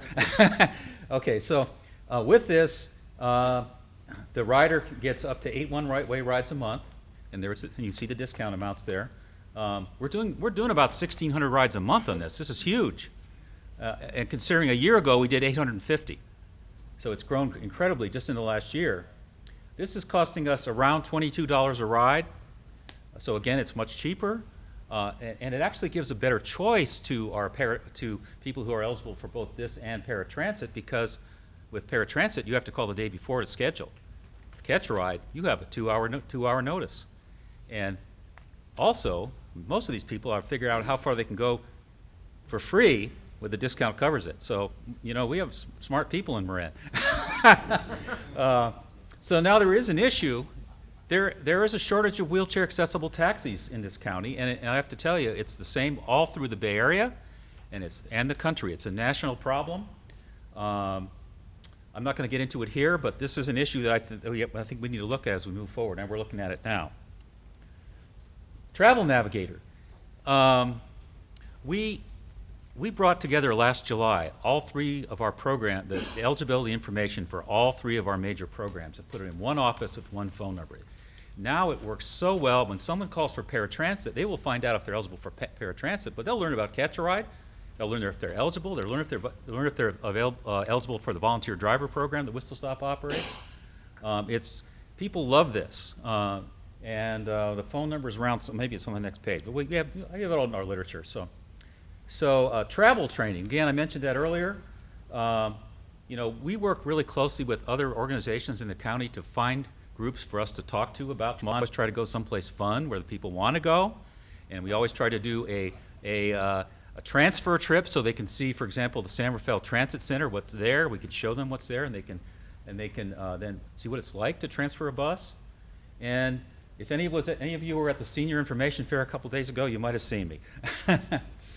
Okay, so here's another one. We have a grant that has enabled us to write and publish a countywide transportation guide. Its focus is on seniors, but it's going to cover everything. That will be released this winter. It's being designed right now. So what are the results of all this? More mobility choices for our population. We've seen some shifting of rides from paratransit to Catch a Ride and volunteer driver, but really not enough to stem the growth, because the growth is just phenomenal. And yeah, overall growth in cost. Let's talk about some numbers now. This is between fiscal, wait a minute, I can't read that. 10-11 and our projected for this year. You can see that the green is local paratransit. It continues to grow. Yellow is the regional paratransit, which we manage for Golden Gate Transit. They pay for the trips across the bay and across into the other counties. Volunteer driver, look at how that's growing. And Catch a Ride just has boomed in the last year too. So, but overall, look at the number of trips. It's just going up. It's sky high. So moving on. Now we got to talk about money, right? This is our budget for this current fiscal year. And you can see, this is our costs. You can see the vast majority goes to paratransit. It's As again, it's $36 a trip. It's very expensive, but it's a lifeline service that we have to provide. If we can get people to choose other services at lower cost, and ideally better for them, then that's what we're trying to do. So you can see that the volunteer driver, catch-a-ride, other mobility programs are much smaller. And then we have to talk about where it's all coming from. And of course, Measure A is the big one. That funds our paratransit system. Measure B is also huge now with the programs I just described. We do get tax money. We have money from Golden Gate Transit to pay for their share of the paratransit. We have other state and federal money. I'm always writing grants. In fact, I was working on another grant application yesterday. But fares are only 4%. So we do depend heavily on Measure A and Measure B now that it's in place. So I'm going to try to wrap this up. What's left? Continued planning. We have to keep working on this together, and I'm so glad we're all here today. We have to keep looking at how we can control our costs through either becoming more efficient or by helping people understand that there are other choices that they can take that, by the way, will help us control our costs, but it'd be better for them as well. The idea of incentives that came up in the video about free transit for seniors, we're starting to look at that. We're looking at other those types of things. We're looking at other alternatives. For example, if you're taking paratransit every day to school or work, what if we got you a gas card instead and you did a carpool? You know, so we're starting to look at we have been looking at all those choices. Dialysis riders, a huge one. They're 10% of our paratransit trips. What if we can give them more rides on Catch-a-Ride and they would take that instead? It would be better for them health-wise as well. So on. So, and then always the bottom, need for additional funding. Let's see. Okay, continuing. Our travel navigators now respond when someone calls, but we're thinking, what if we were to give them some ride information about our population so that they can call and they can say, gee, Mrs. Smith, you know, we see you've signed up for both Catch-a-Ride and paratransit, but you're not using Catch-a-Ride. What's the problem, or what can we do to help you? So make it more proactive. So that's what we're thinking about doing now. We do, working with the taxi industry and others in Marin, we are working on the way to how are we going to fix this accessible taxi issue. And really it's about getting the drivers to want to drive these because it costs them more to provide this service than it does a standard taxi. Okay, we have a lot of community stakeholders. We have a mobility consortium that we work with that gives us great ideas and helped us to fine-tune our Measure B program plans, for example.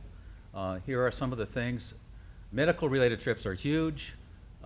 Coordinating services. We're starting to think about how can we get all the different vehicles in Marin that nonprofits own and get them somehow to be more effective in coordinating and solving these problems.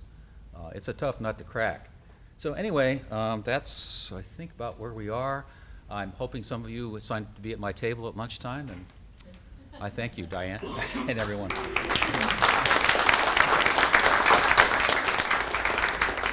We have time for one or two quick questions for Paul, if anybody has them. I'm just curious, there are a lot of wealthy seniors in Marin, and why are we using tax dollars to subsidize them? Is there any way that this could be done so that the services for those that really need them can be improved, and those that can pay for them pay for it? That's a very good question. We cannot do means testing on paratransit by federal law, so on that one we can't deal with it. We are already doing. We already have a two-tiered system for a Catch-a-Ride, so there's a standard discount and a low-income discount. One of the things we're looking at now is charging more of an upfront fare for the Catch-a-Ride program, especially for people who can afford it. But we're trying to do what we can within the legal limitations to maximize that resource. Let me put it that way.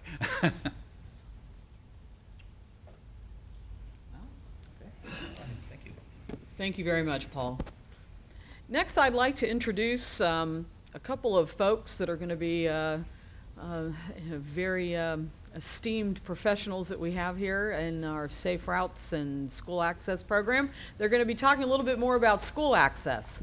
Let me just mention briefly that back in 2001, Deb Hubsmith, Wendy Kalin, Steve Kinsey worked very hard to secure a grant. It was a federal grant to start some of our Safe Routes to School education in the schools. It was an innovative program, new at the time, and it kicked off, and since then, in our most recent report, we've been able to shift almost 20% of school trips away from driving, which is substantial. The folks that made that happen are here today, some of them. I wanted to recognize Dave Parisi Associates. Dave's going to be talking to you next. But I also wanted Wendy Kalins to wave to the crowd. These folks, based on the success of our program, are in high demand all over the Bay Area and all over the state. And lucky for us, they've chosen to remain here in Marin and stick with the program that we have going, creating new ideas for us to consider and new ways to make more mode shift in our school access. So I just wanted to recognize that when I'm in another county and they talk about starting a Safe Routes program and they say we're trying to get Dave Parisi and Wendy Kalins, that I say no, they need to stay here in Marin and keep working with us, and they've hung in there and been a great asset. So I'm going to turn this over to Dave, along with Robert Betts, who's managing a school access school bus study. We've been coordinating very closely on that since last spring. The two of them are going to talk a little bit more about school access and needs.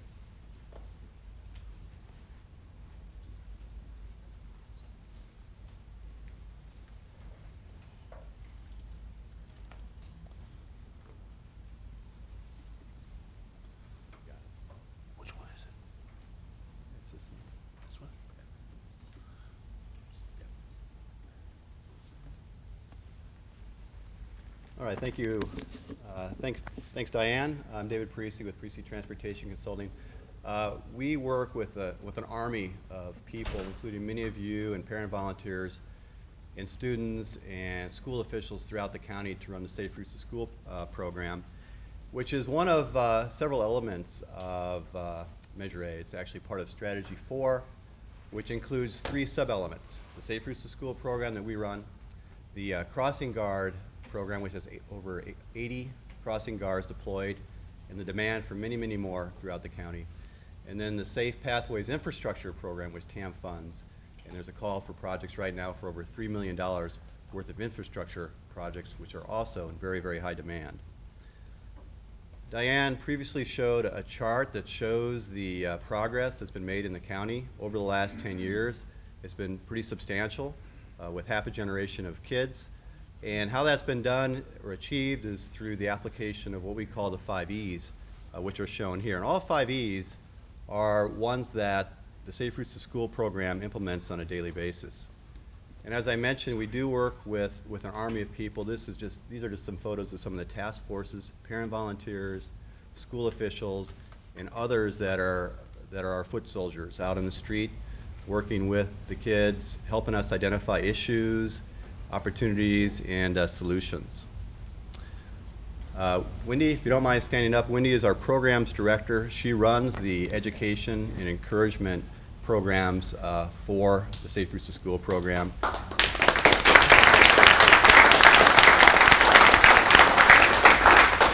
And she is in very high demand, it's true. Just some photos of some of the things that have been going on just very recently, including special events where we do walk and roll to school days, walk and roll Wednesdays. We're over almost 30 schools now have implemented this throughout the county, where it's a real big emphasis on walking or biking to school at least once a day, or once a day during the week. And some schools are now doing this every single day. We have Bike to School Day, and this is a new program that actually started in May. We have many schools participating in this.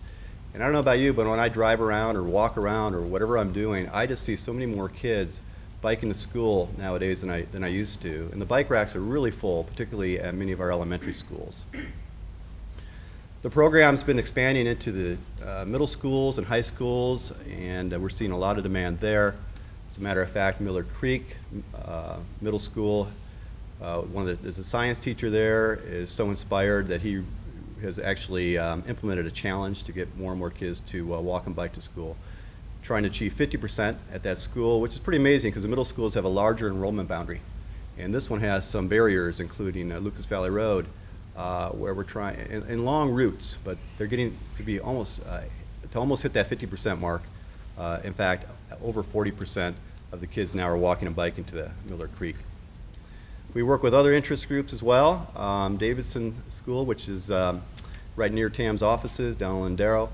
We got Girl Scouts have gotten involved and actually won a merit badge by taking on a safe route audit and coming up with some identifying issues and potential solutions in the back side of the school, which is in an industrial area with open driveways and lack of sidewalks and other deficiencies.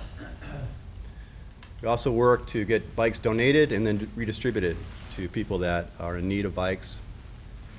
Many other success stories besides our bike racks becoming more and more full include the school pool program that T.A.M has really gone and ran with. It's in its third generation of matching kids to walk and bike to school or to carpool.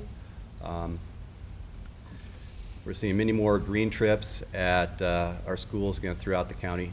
And what we define as a green trip is walking to school, biking to school, or carpooling, or taking the transit to school. As Valerie Pitts, who you saw in the video, mentioned, Corte Madera Larkspur School District recently opened a new school called Cove School on the east side of 101. It's the first opportunity we've had ever, I think, to work with a new school before it opened up and trying to get some programs implemented, including mapping out routes to school and developing a school pool program and working with the stakeholders and identifying potential infrastructure needs. We were really well deployed in the last year working with the administration there. And of course, we are working with disadvantaged communities. These are moms who didn't really know how to ride bicycles. And if we can inspire them and train them, they can train their children. And we're doing more and more outreach in disadvantaged communities and partnering with different organizations. We do have a bilingual instructor on board who is also working with the kids and the parents throughout several of these other communities. I mentioned School Pool Marin. This is a program that can be, people can sign up online or through the schools and identify neighborhoods that they live within to match their trips. Schoolpoolmarin.org is the website. This was deployed for Cove School and many others, and we've seen a lot of success there. And what we do is we work with students and school officials and others to identify different boundaries or different neighborhood areas around a school enrollment area to really figure out where the critical mass would be where folks could match up and then find rides or walk to school together and meet and greet at different points, ride their bikes, do bike trains, etc. That was just two of these. The other three E's start with enforcement. And we consider the crossing guard program, which has, again, over 80 crossing guards, to be a really vital program of T.A.M's. Huge demand. Every couple of years, T.A.M does lots of surveys, over 120, Diane, I think. Over 140. There's this major demand. Unfortunately, only enough funds to fund about over 80 crossing guards at this stage. But we know that if there's a crossing guard in place, kids and their parents feel much more comfortable in walking or biking to school, particularly across many of our arterial roadways. We work closely with the police departments throughout the county with ongoing coordination, be it as for enforcement, targeted enforcement near schools or street smarts deployment. And we really enjoy that. The police have been fantastic to work with throughout Marin County. They also help when there's bicycle rodeos at school or walk to school day or bike to school days. And the kids think it's pretty thrilling too to get them involved. Of course, T.A.M also runs the Street Smarts Marin program, which is targeted at particular bad behaviors. throughout the county, and we focus a lot of this near schools as well. Engineering is our fourth E, and that all starts working with these task forces that I mentioned and conducting walking or bicycling audits, where we'll look at places that need fixing. We really want to understand what the issues are, and then we'll work also with the public works departments in trying to come up with short-term solutions, if not longer range ones as well. As I mentioned, we are starting to map out walking and bicycle routes to school. Here's a recent map that was made for Miller Creek School, which shows the focus routes that we want kids to walk along or bicycle along. It shows places where they can meet up, the times that it would take to walk or bike. There's instructions on the back on, safe protocol or matching rides. And these have been proven very successful. We have a huge demand for these and have only been able to produce about 10 so far. Diane mentioned the amount of infrastructure projects that have been constructed in Marin in the last decade. Over $20 million of infrastructure has been completed. Over 120 projects have been constructed or are in the design stage right now. There's a huge demand for more project development. We're developing plans all the time. Many jurisdictions are finding the money on their own to implement them or applying for federal or state grant programs or even T.A.M.'s program, which is going to have a huge amount of applications for the $3 million here in the next month. And we do keep track of the projects that have been constructed throughout the county. They include small things such as speed feedback signs or crosswalk improvements. On the bottom left, we even invented what we call the bike spine or school bike route that was recently done in Fairfax for 2 miles, and San was underway with ones in Mill Valley and other locations. Crosswalk improvements, refuge islands, higher visibility crosswalks. And these are some of the lower cost ideas. But also filling up sidewalk gaps, constructing pathways, providing separated, buffered bicycle lanes, and dropping in bridges when we see the need. And usually, it's amazing, we do get see a lot of people celebrating the infrastructure with parades and ribbon cutting ceremonies, so I think we know it's very well appreciated. Some of the recent designs that are coming through are, again, filling some gaps of pathways, such as here in Fairfax, trying to get pedestrians and bicycles across busy roads, such as at Tiburon Boulevard, using some of the new recent design ideas that provide green bike lanes and special signalization and things such as that, buffered bicycle facilities. I mentioned Davidson Middle School, narrowing the road, doing some traffic calming, adding in sidewalks and better, safer crossings. And finally, as I'm running out of breath, evaluation is the fifth E. It's super important to us because it's the only way we can make the program better, learn from mistakes, and try new things. We do keep grades of how the program's working within the schools, with parent surveys, with student surveys. We also evaluate the program every few years with a very comprehensive evaluation of all the E's, how's it working, what needs to be fixed. And with that, it helps us really understand as we move forward what our needs are. As I mentioned, this program's only been in play here in Marin for about 10 years or half a generation. There's more generations of kids that are growing up, that are coming through. The program needs to be sustained to teach children the behaviors that the current children have learned. So we have a lot to do. Some of those things that have been developed by working with ad hoc committees, as well as the evaluation, the comprehensive evaluation that was done just a couple years, include the idea of developing a strategic plan for the program. Looking forward, what do we need to do? Where do we need to continue focusing? We're working on that now, but we still need to connect the dots there. Continuing to establish institutional support. And what I mean by that is getting the schools and the school districts on board to adopt Safe Routes to Schools as a program that they want to believe in and implement, such as the Cove School has done, some schools in Novato, Mill Valley, et cetera, to really have the schools mean it. When they say they want kids to walk and bike and they want to help promote it. We need to continue to try to expand to other schools. We're doing our best. but there are 70-some schools in Marin County, and it's going to take some funding and some additional support to do that. We need to continue to try to engage teenagers. It's a tough audience. We're making inroads, but we'll continue on that area as well. We'll also want to expand into more and more disadvantaged communities. Again, we brought on bilingual instructors, and we're learning some new tricks and trades, but that's an area that should be expanded upon as well. We're always looking to offer new tools. As I mentioned before, the school pool mapping or the safe suggested route mapping. And we participate in a regional clearinghouse throughout the Bay Area to try to come up with some new ideas. Street Smarts is currently in a kind of a static condition right now. We're in almost every jurisdiction throughout the county. There's one or two we would like to expand it into. But it can be much more than just banners and signs on the streets. It could be working with the communities to talk about safety, to try to correct behaviors. There's other elements of the Street Smarts program that we know could be expanded upon to make it more successful. Our funding is good, but the demands are much higher, and we're always looking for other funds besides Measure A funding. More funding would help achieve these other points that I just brought up. The infrastructure demands are also gigantic. There's just not enough money to meet the number of safer crosswalks, traffic lights, sidewalks, pathways that is necessary.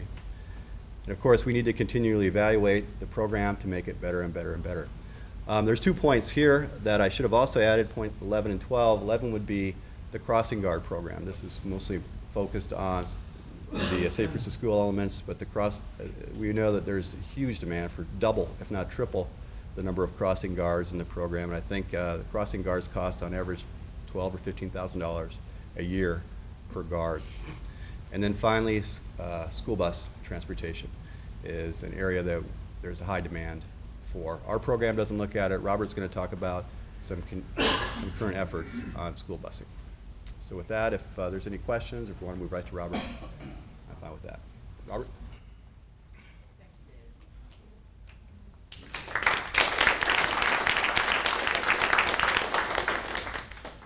Robert Betts has been with Marin Transit for a couple of years now, and he has been a tremendous asset for all of us. He's going to talk a little bit about their school bus system.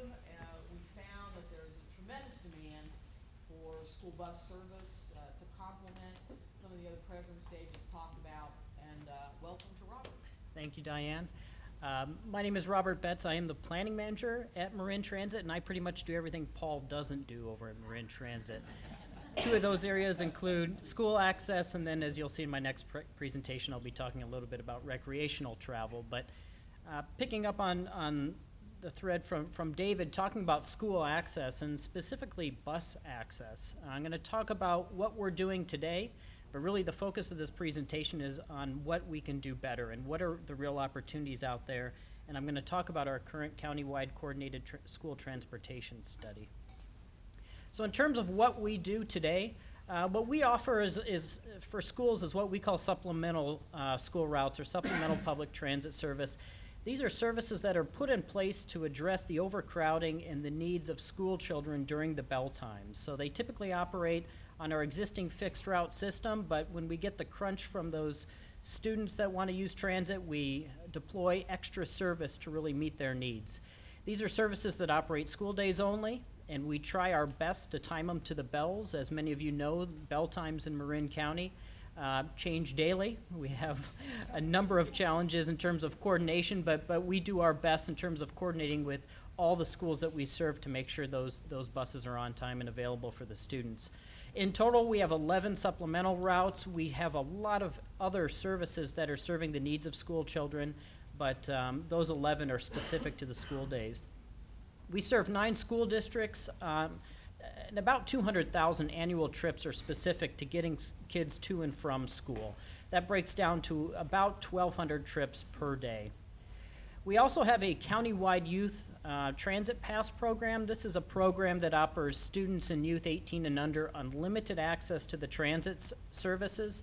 The cost is $325 a year, or if you're on the free or reduced lunch program in Marin County, you qualify for a free pass. And currently, about 90% of the 3,600 passes that were distributed last year were distributed as free passes.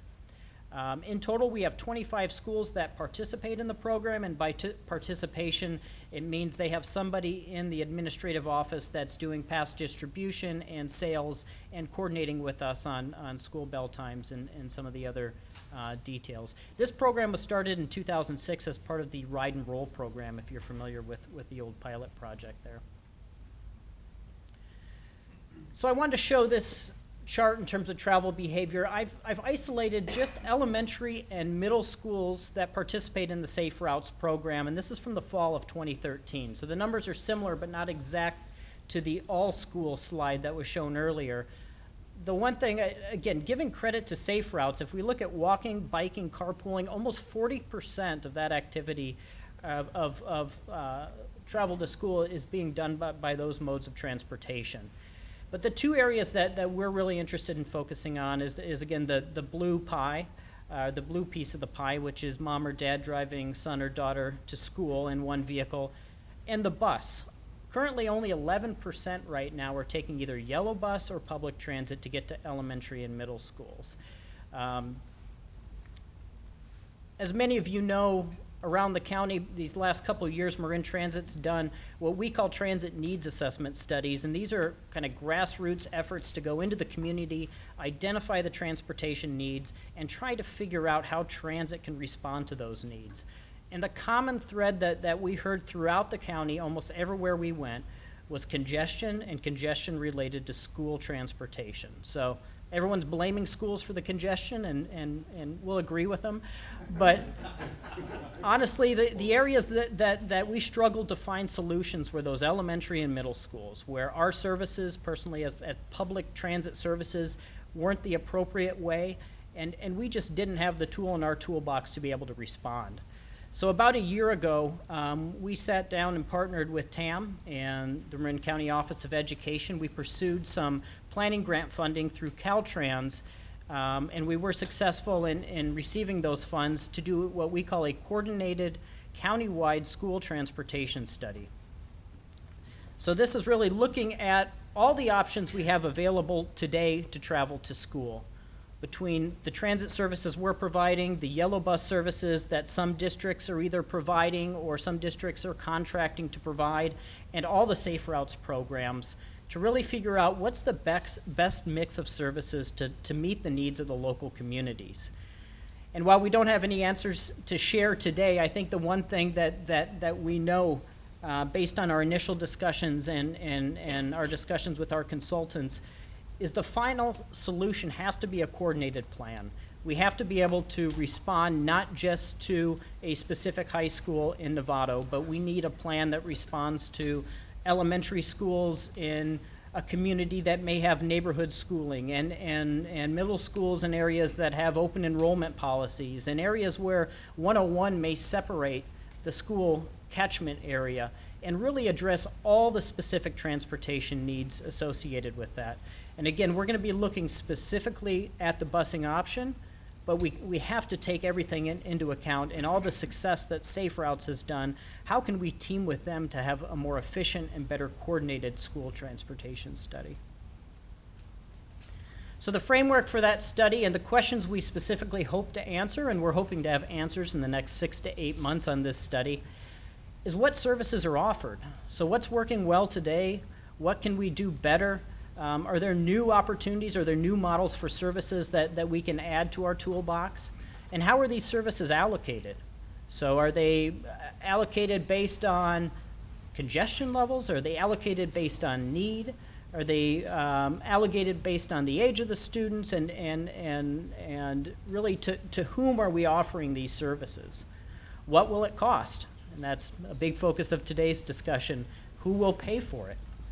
And ultimately, who owns it? So if it is a coordinated plan, how do we move between somewhat working in silos to somebody really having an oversight of all these programs to really identify what's the best organization?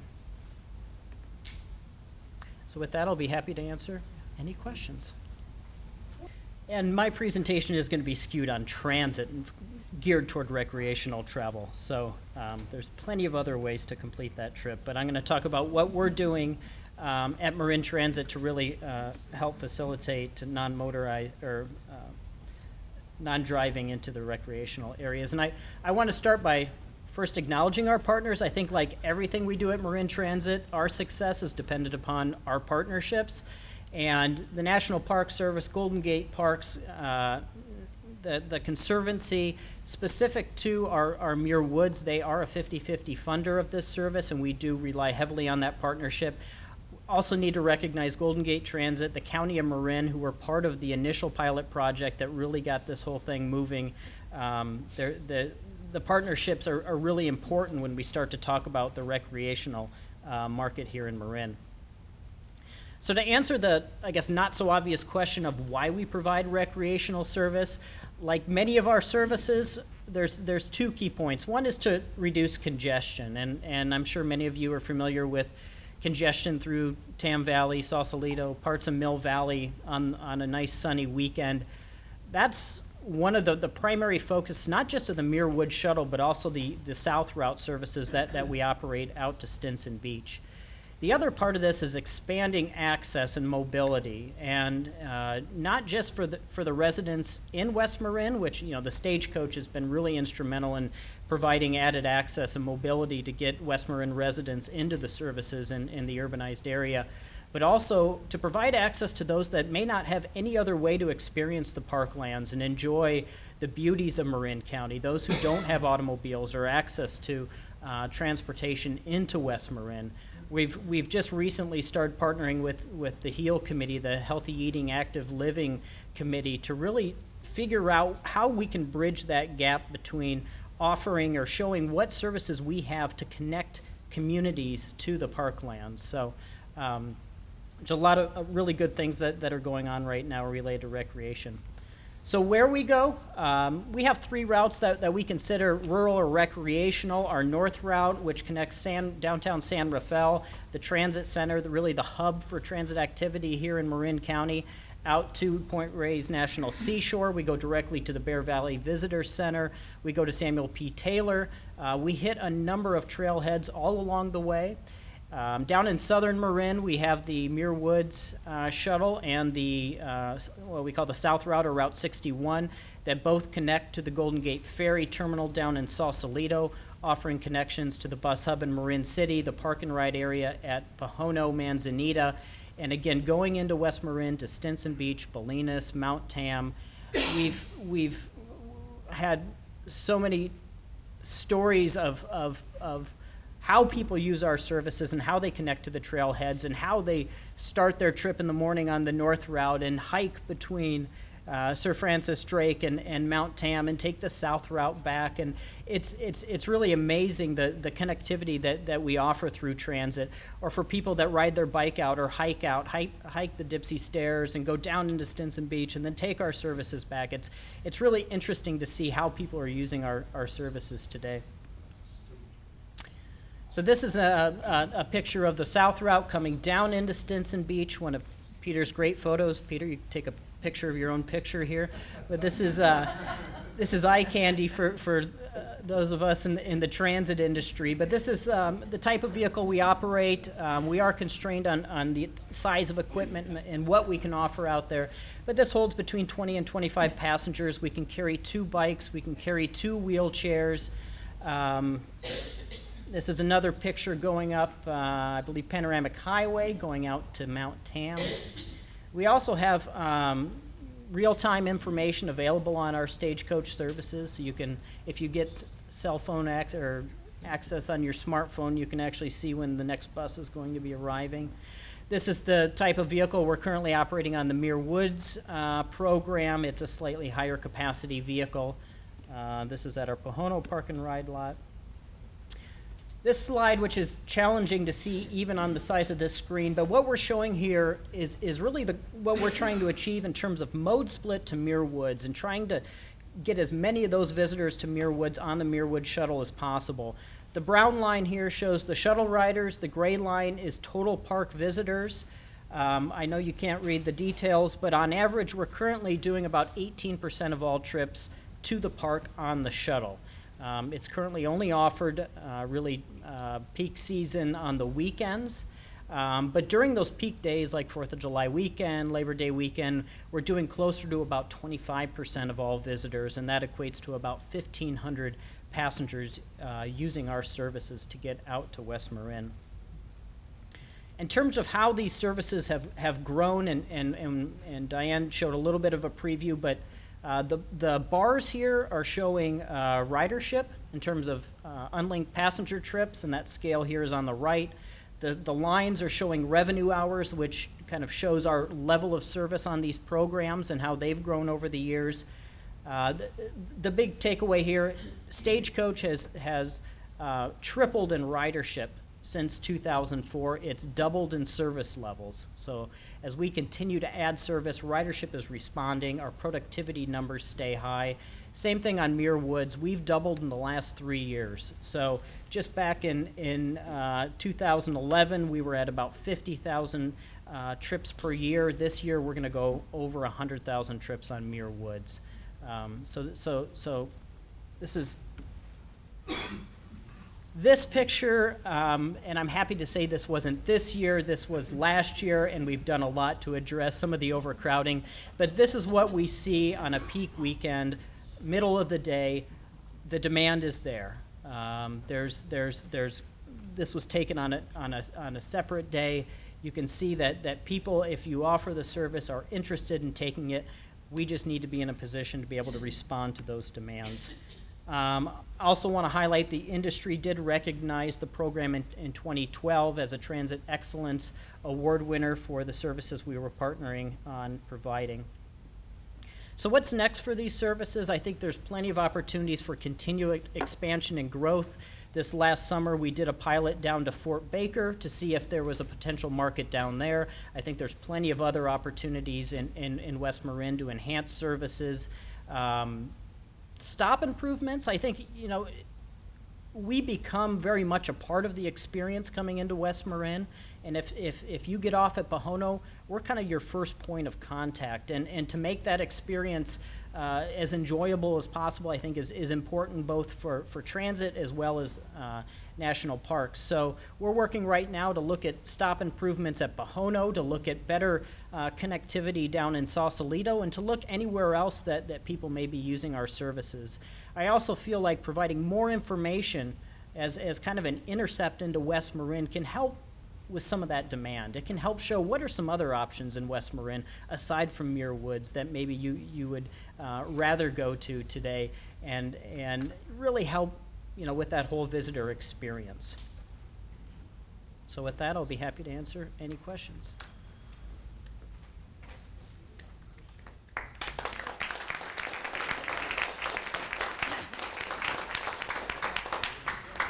Thank you, Robert. I'm going to ask us all to hold off on our questions until we take a break. We have one more professional that we want to hear from here this morning. I'm very pleased to introduce Principal Engineer for Marin County Department of Public Works, Ernest Klock. Raul Rojas sends his regards. Ernest is here on his behalf. He's going to be talking about local roads, where every trip starts and ends, and tell you a little bit about what they've done and what they have left to do. The County of Public Works is representative, and I think you'll hear some messages that are true for all of our public works departments around Marin. So welcome and thank you, Ernest. Thank you.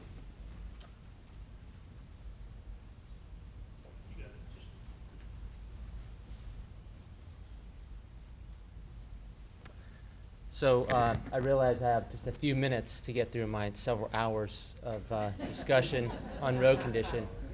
But I just want to start by just giving some context to what I do. Let me see, I manage about 10 to 15 people and deliver about $15 million in infrastructure improvement projects every year.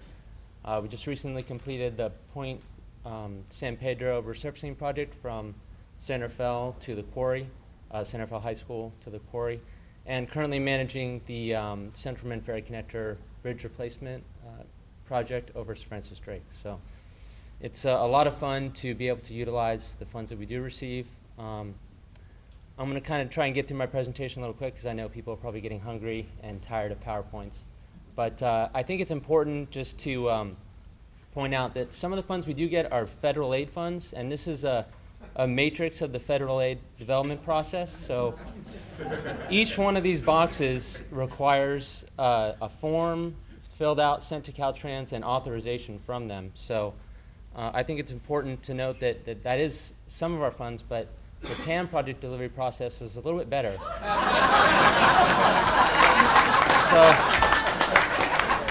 to the extent, let's keep this going.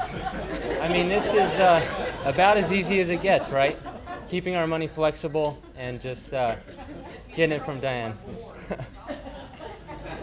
So we've implemented 2 large-scale paving programs in the last 8 years. It's about $50 million in projects. These are complete streets projects, and these are some of the accomplishments that we've made under those 2 5-year paving programs. A lot of good stuff going in here. And I'll just go through some of the real sexy photos.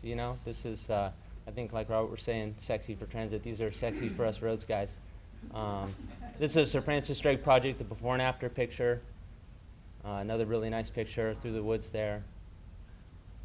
This is a Lima Bolinas Road, in need of paving for a long time, finally got done. This is Seminary Drive down in Mill Valley. And this is Belmarin Keys, added bike lane, and then Point Reyes Petaluma Road down on the right. A lot of bike lanes going in, a lot of road improvements. This is Alicia Drive by Bonaire, and the recently completed Point San Pedro project. So why is pavement condition important, and what does it mean to us?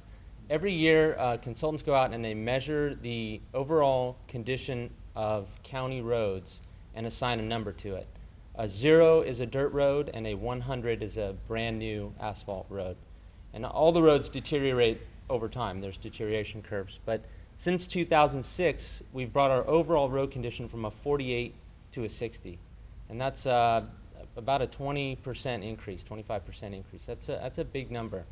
That's something we should be really proud of, and Measure A is a big part of funding that need and getting us there in that. Why is it important to measure the PCI? Because the worse a road gets, the more expensive it is to repair. And you can kind of see here, a PCI of 100 down to about 70, you only need $2 to $4 per square yard to resurface that road and make it new again. As you start to break that 50 number, when a road gets to be in the 50 category, the cost to repair that road is exponential. And right now, to put into perspective, about a third of our roads in the county, and when I speak about county, I'm talking about county unincorporated, not all the cities. They all have their own PCIs, and we'll look at that real briefly. But it's very expensive to maintain a road that is in disrepair. So about a third of our roads are perfect or above 70. A third of our roads fall squarely in the middle, and a third of our roads are in those red and yellow zones.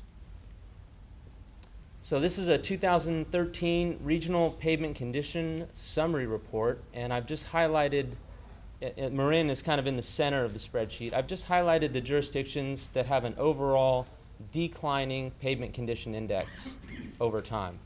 So it's just important to note that we're not even getting out of the woods here. Everyone's investing in their infrastructure, and we're doing as much as we can with road paving, yet the overall pavement condition is declining for many of the jurisdictions in Marin. So this is just sort of a quick snapshot on the funding, and I don't expect everyone to look at all the numbers, but basically for each of the jurisdictions, the leftmost column is the total need, the middle column is the anticipated revenue, and the last column is the total shortfall. And this is a 25-year projection, so in the year 2035, if we invest as a county, not as a county as a whole, all the cities, but just County of Marin, $11 million per year, we'll still have a $245 million shortfall in 2035. So that's significant. And I don't know where MTC gets their numbers, but $11 million a year is like a huge year for a County of Marin to do. We're more on the average of $5 to $6 million a year, so we're just getting about half of what we need in order to avoid a larger shortfall than what's shown here. So I think MTC was basing these on some of the stimulus funds and state Prop 1B funds that no longer exist. So this report was generated in 2009. So these are some of the challenges. You know, that a lot of the state revenue is based on the gas tax, which is a flat tax. It's consumption-based, and with everyone driving Priuses in Marin, I think there's thousands of them. We're seeing about half of the gas consumption. With what we're trying to do and what the shortfalls are showing here is getting all of our roads to a best management practices level of a PCI of 85 or higher. Once you get there, it's very easy to maintain your roads in good condition. If they're good, you can just do that $2 to $4 per square yard of treatment and keep them going. And even at our last year's investment of $10 million, our PCI for next year is projected to remain flat, and the 10-year road maintenance backlog is going to be $181 million. So even with the $10 million per year investment, we still have this almost insurmountable backlog. And then I think we'll go over to the solutions and talk about some of the solutions at the roundtable discussions, and look forward to talking with y'all at those. Thank you.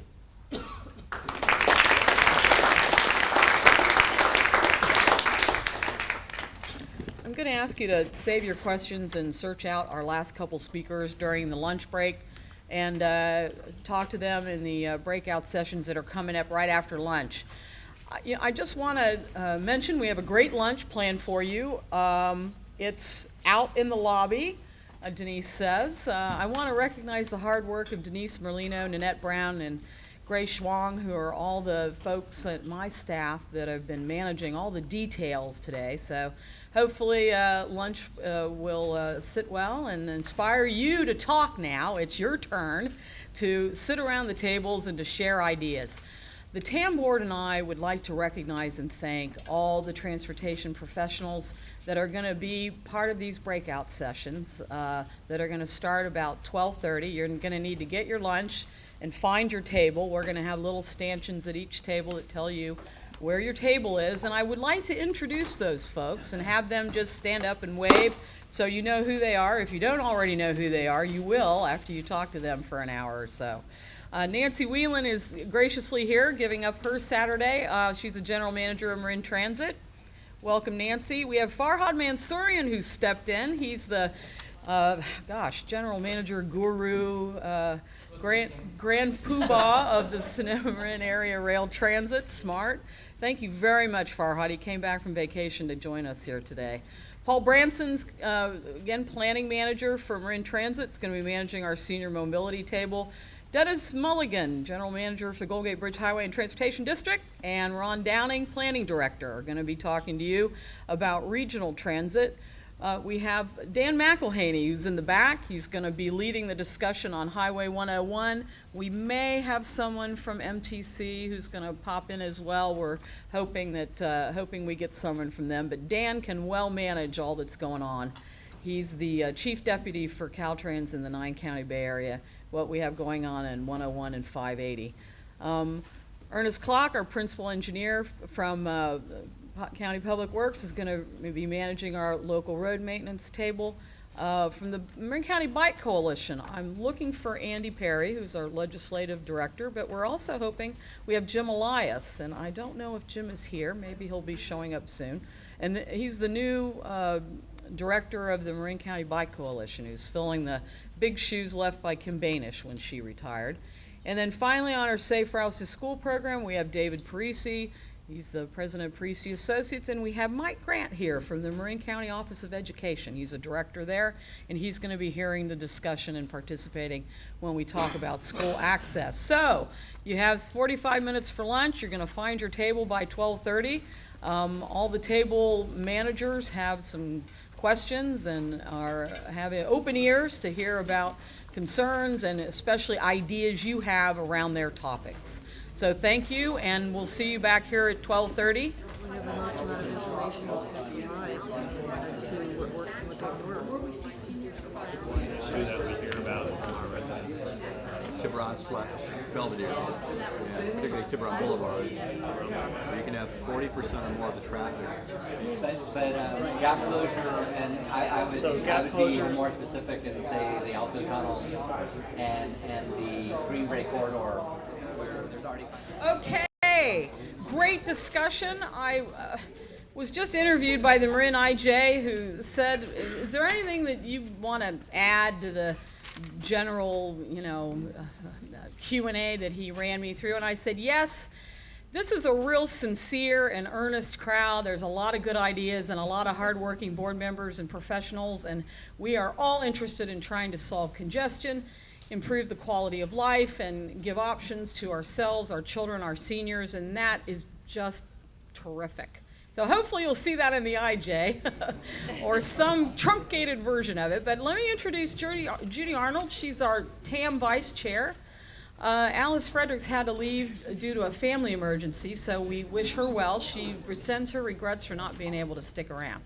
Judy's going to manage the reporting out from our great discussions, and turn it over to Judy. Great, thank you.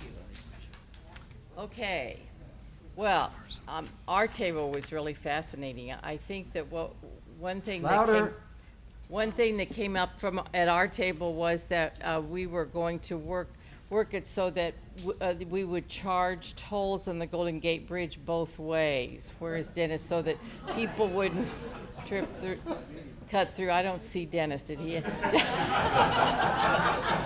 I told the videographer, get Dennis's face, just as we say that. Anyway, thank you all for these great discussions. And now we want to hear from the professionals. And when you come up to report on your table, think about these answers. What were your hot topics of interest? What were some of the new ideas or recommended improvements? And so the first table that we're going to hear from, the first professional, is Farhad Mansourian, General Manager of SMART. No, with unanimous vote, we picked Derek. Where are you? Derek, okay. Okay. Okay, go ahead. You know, there were all of our T.A.M. staff assigned to each table. This is the T.A.M. Planning Manager, Derek McGill. And I want to recognize Scott McDonald, who hasn't been recognized yet, David Chan, who put together that great Measure A PowerPoint this morning, and they were also managing your tables too. So, yay!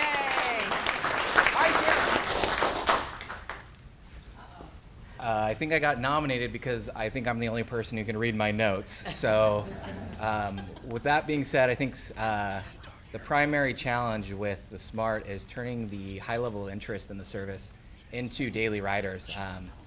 Recent surveys have shown that there is a very high level of interest. About 65% of potential users were aware of the service, and I'm sure I'm going to get the statistics confused, so I probably shouldn't. Can't hear you. Can't hear you. Yeah, I know. This is not. Get real close there, buddy. Yeah. I'm not going to cite too many statistics. I'll leave that to Farhad since he knows them a lot better than I do. Currently, just a little bit of overview about what currently is happening with SMART. Individual employer surveys are occurring partially with chambers of commerce to understand exactly where people are getting on and off the SMART train. There's some of the questions that were raised by our breakout session, which are where, with the aging population in Marin, where is the workforce? Where are the caretakers going to accommodate the aging population? How are they going to be accommodated with the service? And part of that is shown in the ridership forecast and in the travel times. There's a high level of demand both towards San Francisco and away from San Francisco, which is unique, and it's atypical for a lot of commuter rail services. So that dual service, that two-way service, is really going to be beneficial to both residents of Marin and Sonoma County. Gotta flip my page. Page flipper. There's questions raised about the time frame of the SMART train, which is really dictated by FTA's funding challenges and their time frame, going through an alternatives analysis process, doing CEQA and NEPA screening, and then with the design build process currently underway. it's a 44-mile corridor, which is pretty substantial. The largest highway program we've done is the Marin Sonoma Narrows, which is 18 miles in comparison. So it's not an easy project from a construction standpoint or a design standpoint. Some of the other questions that were raised by our table are about the Larkspur Ferry connection, considering other modes as well as the SMART connection, potential streetcar connections east-west into Ross Valley and into Larkspur Ferry Terminal, and making sure that those connections happen as easily and as efficiently as possible. There currently is a Ross Valley streetcar study, and that's really where a lot of the topic of discussion was how do we make the east-west connections with SMART work? How does the public world fit into that, and how much private relationships and private responsibilities are there by employers operating shuttle services? Where does that line get drawn? SMART is really a transit tool. It's going to be one tool in the toolbox of moving people through the county. There's questions raised about the bike and pedestrian path, which is currently under NEPA process. There's a lot of challenges in the permitting process, which I wasn't aware of, with rehabbing and rehabilitating and renovating the existing tracks is treated separately under permits than a new facility like a new pathway. Some of those decisions held up the process for getting the pathway moving forward, and they are currently undergoing NEPA to allow that process to now occur. Some of the challenges, including bonding challenges with the 2008 recession, the amount of bonding capability from the sales tax was reduced. Some of the top station pairs, this is where a large topic of discussion was as well. The top station pair is Santa Rosa Railroad Station into downtown San Rafael. That currently is about an hour and 35-minute drive. SMART is forecasted to make, and that's just on the main line. That's not east-west off the highway, that's just 101 numbers. The current travel time on SMART is about 55 minutes. The second one is actually the reverse commute, also in the same AM period. It's not a AM-PM link, which shows that it's a unidirectional service. And that's also 55 minutes, obviously. It's the same station pairing. Number 3 is the Petaluma to San Rafael connection, which is forecast to take 40 minutes on the SMART train. I drive that most every day, and it's about 55 minutes. So the 4th is Atherton in Nevada to Santa Rosa, another Marin County leaving into Sonoma County, which is about 49 minutes on SMART train.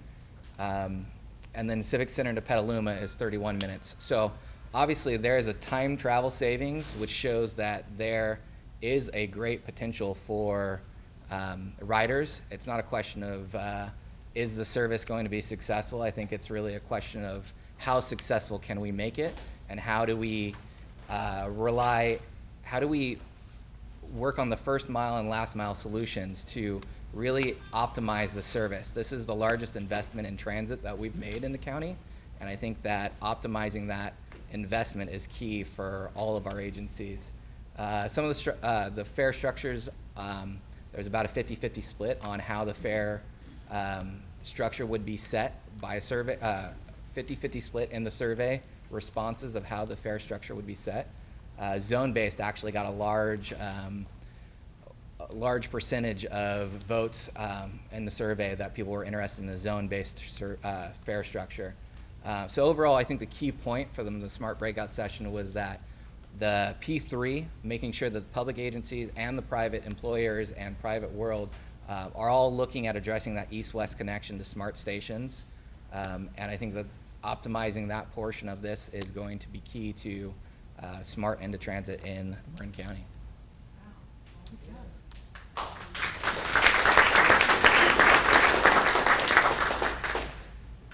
And the $1 million that comes to SMART is conditional on you not hiring Derek Farhad. He works for T.A.M. I just wanted to mention that. Oh, rats. Darn.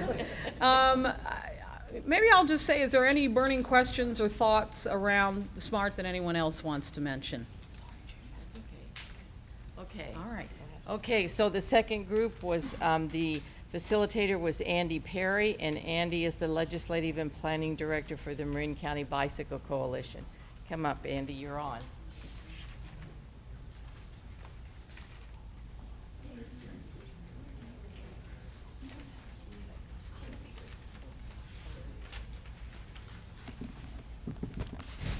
Liberate myself here. Is this thing even? Yeah. I'll talk loud. Is that volume good for everybody? Excellent. So good to see you all, and thank you, Diane, for inviting me to participate in this. We had a really nice discussion over here at the bicycle pedestrian table. It was a little bicycle eccentric. It just happened to be that way. It's not my fault. I saw you on the tablets. So some of the issues, so I'm going to go over sort of 3 or 4 general categories that we discussed. The first one has to do with issues, ideas, opportunities. So one of the primary general ones is the need for gap closures, and as many of you know, we have the North-South Greenway that extends from the Golden Gate Bridge to Novato, and when SMART is complete, it'll go clear to Santa Rosa and then one day to Cloverdale. But there's several gaps in there, including the Alto Tunnel, including a couple of SMART pathway segments, including Greenbrae, some of which is under design right now, some of which is under construction right now, and some of which is in the sort of planning phase. And then there's also the Alto Tunnel, which is being studied. So those are a couple of examples of gap closure areas that are where the needs arise. Better bike storage. We were just having conversation about, I want to buy an electric bike, but I live in an apartment. What am I supposed to do? Leave it outside and risk having it ripped off? They're not cheap. So better bike storage, bike lockers, bike corrals, those kinds of facilities, both in public space and in private space. In new developments, that's something that is sometimes done by ordinance in some cities. In general, another general theme is just safe infrastructure, and to the extent possible, we love separate. It's more comfortable, something where the conflict potential with cars is reduced. And there was just a bill passed that the governor signed for now a new class 4. Apparently there's up to a couple of weeks ago, there's only class 1, 2, and 3. Class 4 would separate cyclists from cars using a facility called a cycle track. Tourist utility ride sharing, what does that mean, Scott? Issues around, we have our Sausalito council member in our group, and of course tourism in Sausalito and the rent-a-bikes and moving the rent-a-bikes around and how to park them and everything is an issue there. So another area, speeding cyclists and how to slow cyclists down, and even more fundamentally, how can we all learn to get along with each other on paths, especially paths that are substandard in terms of their widths? What are some ways of dealing with those issues? Wayfinding signage, again, especially for tourists. Those of us that live around here don't need wayfinding very much, but visitors certainly do. And then issues around education for cyclists, education for drivers. We have the new 3-foot passing law that just passed that requires automobiles to pass, to give cyclists 3 feet of space. A lot of education is going to be needed for that. We talked about the East-West Greenway, which is a facility that connects the Ross Valley to San Rafael, and that is actually also connected with something that Derek, sorry, I haven't got your name committed to memory yet, but Derek mentioned the first and last mile issue. So having pathway facilities that connect away from the SMART station in San Rafael and other stations as well is an area of interest for us. But the East-West Greenway is a primary facility that we want to see move forward. The SMART pathway segment in San Rafael between 2nd and Anderson, and the pathway, some kind of facility that connects Mission Street in San Rafael to 2nd Street. So how do you get through San Rafael? There's one facility that is going to be under construction in the spring, but it doesn't solve all the problems. It only solves a couple of blocks. So that's another need. Sausalito, there's some separated facilities that are being looked at there. I'm not sure where the plans are, if they're still in the concept phase, but separate facilities to keep cyclists away from off Bridgeway altogether. There are designs in place for that. The question also came up around safety. Lights. I just got this great blinking light for the back of my helmet, and side lights for bikes. Bikes are oftentimes invisible from the side, so lights, and I think there's state law that requires you to have lights on your bike, but better enforcement on that, better encouragement, and better education on that. What else? Promotional events. There's been a number of these different electric vehicle events where people get to come and try out electrical vehicles. One of the suggestions that was made is to do that with cargo bikes and electric bikes and give people an opportunity to do the same thing. At one point there was a discussion with a T.A.M staff member about maybe a possible subsidy for electric bicycles as opposed to electric vehicles, another thing maybe to consider. Incentives was another category that we looked at.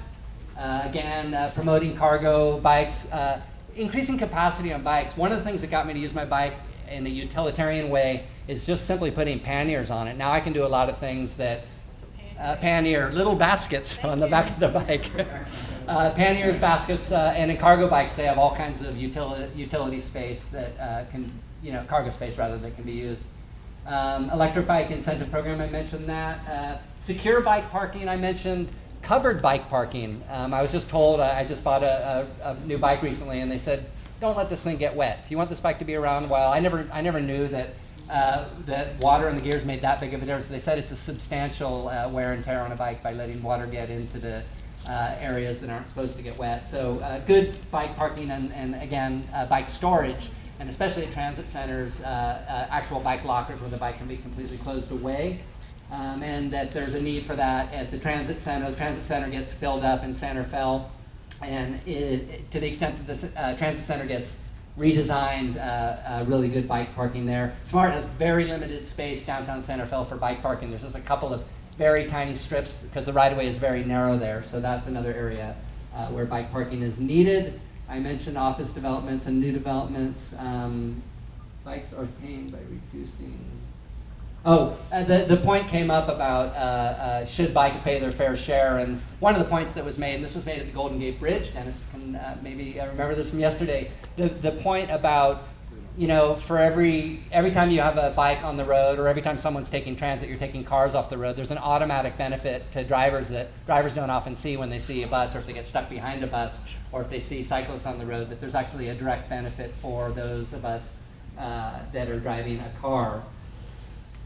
Bikes and pedestrians. Separation of bicycle and pedestrians on multi-use pathways. Kate and Stephanie and the Sausalito, everybody knows that's close to the issues that have been taking, the issues that have arisen on the Mill Valley Sausalito pathway. How do we separate the modes of pedestrians and cyclists to reduce conflicts and create a little more love and harmony on that path and others? Pedestrian access to transit center.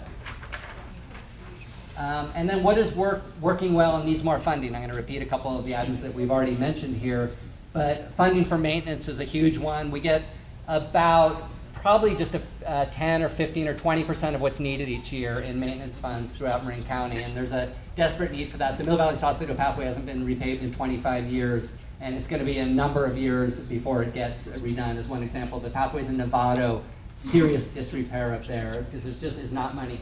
Funding for bicycle pedestrian projects cannot be used for maintenance, only funding that's available for maintenance, and it's a tiny amount that comes from the state each year. Bike to Work Day works very well. It's a great, successful, wonderful event that we participate in, the Marin County Bicycle Coalition that is. Electric bikes are increasing the number of people that are willing to ride a bike because you can get up the hill without huffing and puffing too much, or if you're not so able-bodied to get up a hill, you're able to, and you can extend your distance in your commute as well. More children walking and biking to school thanks to the amazing Safe Routes to School program and the funding that this agency and other state and federal and regional agencies have provided to Safe Routes to School. So here's the pedestrian item. This is my first one. They're all cyclists. The idea of steps, lanes, and paths program, I think was part of the pilot program, if I'm not mistaken. But better map, like I live in Fairfax, I don't even know where all the steps, lanes, and paths are in Fairfax. Every once in a while I discover them, I'm like, this is cool, I never knew this was here. Having the more prominence with signage and mapping so that people know where they are and can utilize those more, and getting pedestrians off of the windy roads that will never have sidewalks in places like Sausalito Fair. All of our towns have narrow roads without sidewalks. And utilizing Marin Map, and I don't know if a partnership, I know T.A.M doesn't have a GIS person, but utilizing the mapping work that's been done at the County of Marin, there's some wonderful work that they've done. A lot of it's online, and not super easy to access, but a lot of it is already there. The question came up about supporting BPACs, Bicycle Pedestrian Advisory Committees, and also the idea of having a BPAC summit to find out what works well with BPACs and what needs to happen more with BPACs to make them more effective in terms of playing an advisory role to the various cities, towns, counties. And then in general education, new facilities for gap closers. Again, I'm in the what's needs more funding here. Gap closers I've already talked about. And then Safe Routes to School to maintain the funding there, or to the extent possible, increase that funding as we move forward. Is that everything? Okay, thank you very much.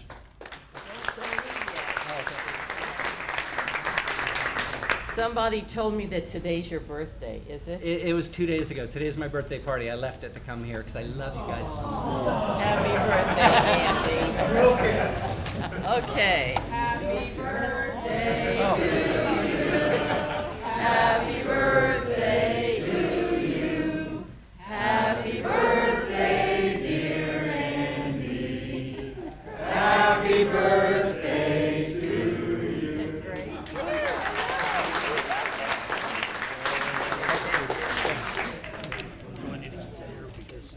Okay, our third professional is Nancy Whelan, the Executive Director of Marin Transit Systems. Nancy. First of all, just wanted to show you the power of collective bargaining. For our time we spent together, we determined how we would spend the $1 million that Diane's giving us. So you'll have a grant tomorrow. So I'm going to share this with Nick, who did the notes for us.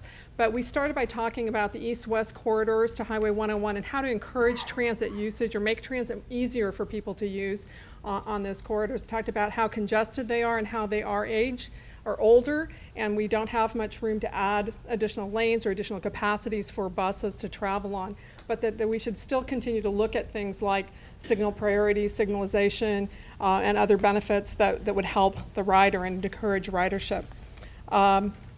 We also talked about signal prioritization, covered that. We also talked about service design, and in our short-range transit plan, in fact, looking at service design that will then reduce travel time so that it will encourage more passengers. What that would mean is that we'd offer limited stop service, but we would actually not provide as much service to some of those passengers, but 80% of the passengers who are riding at specific stops, we could provide better, more frequent service to them. So we're trying to address some of the service issues that way. Let's see, I'm going to give you, Nick, you want to come over? Because I'm not sure what the next one means. The next one is to provide additional productivity tools on buses like Wi-Fi. We're sensing that users. We're never going to pick you up on video. Okay, you got to come over here. The idea with number 4 is to provide additional productivity tools on buses such as Wi-Fi and perhaps other amenities and features that the user can adopt or use while they're on the buses to increase ridership, for example. So that's an opportunity there that we saw. Okay. We talked a lot about shuttles and actually what's working well. In fact, shuttles, the 219, for example, is working quite well. We talked about the need to have more collecting of people to get them to the trunk line services, and that's one of the projects that we are working on, of course, at Marin, but we're trying to do that a little better. I can't read the last part of what that says. Okay. Yeah, and continue to improve the trunk line service as well. We talked a lot about senior mobility as well. We realized that was another topic for another table, but also the fact that we can probably get better productivity during the off-peak times if we were to use some of the infrastructure that we have in place, vehicles that we have in place, and provide better services to seniors during that time. We talked about smart train connections and the need for shuttle services and getting people there. In line with that, we talked about how can we do that, and we know that the local transit agencies are going to be responsible in part for providing service to smart stations, that smart stations do have limited parking, but even so, parking policy, parking pricing will play into that and be an important tool for funding any kind of services that might be needed there. We have a lot of models for that, including the ferry service and parking at Larkspur Ferry. Let's see. I'm going to let you take the next one too, if you don't mind. Sure. The other item we spoke about is perhaps to incorporate more ride-share groups and organizations within Marin, such as Lyft and Uber, so that we can create a different an additional source of transportation options in Marin. And then just lastly, we know that funding is very limited here. We've been fortunate to have our Measure A, but we do know that increased funding is going to be an important part of being able to both address the aging population, but also our youth population, and how we can get people around the county with not too many roads are going to be grown here, so we need to have better transit service. So I think that's it. All right. Thank you.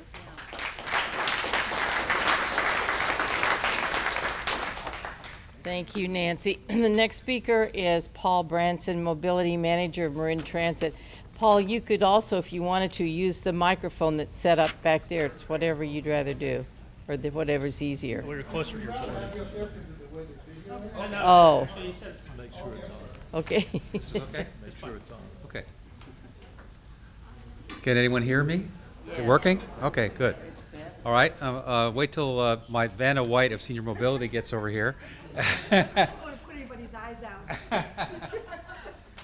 So our group, we had a great discussion, and we started out with kind of some general thoughts about senior mobility and its importance and so on.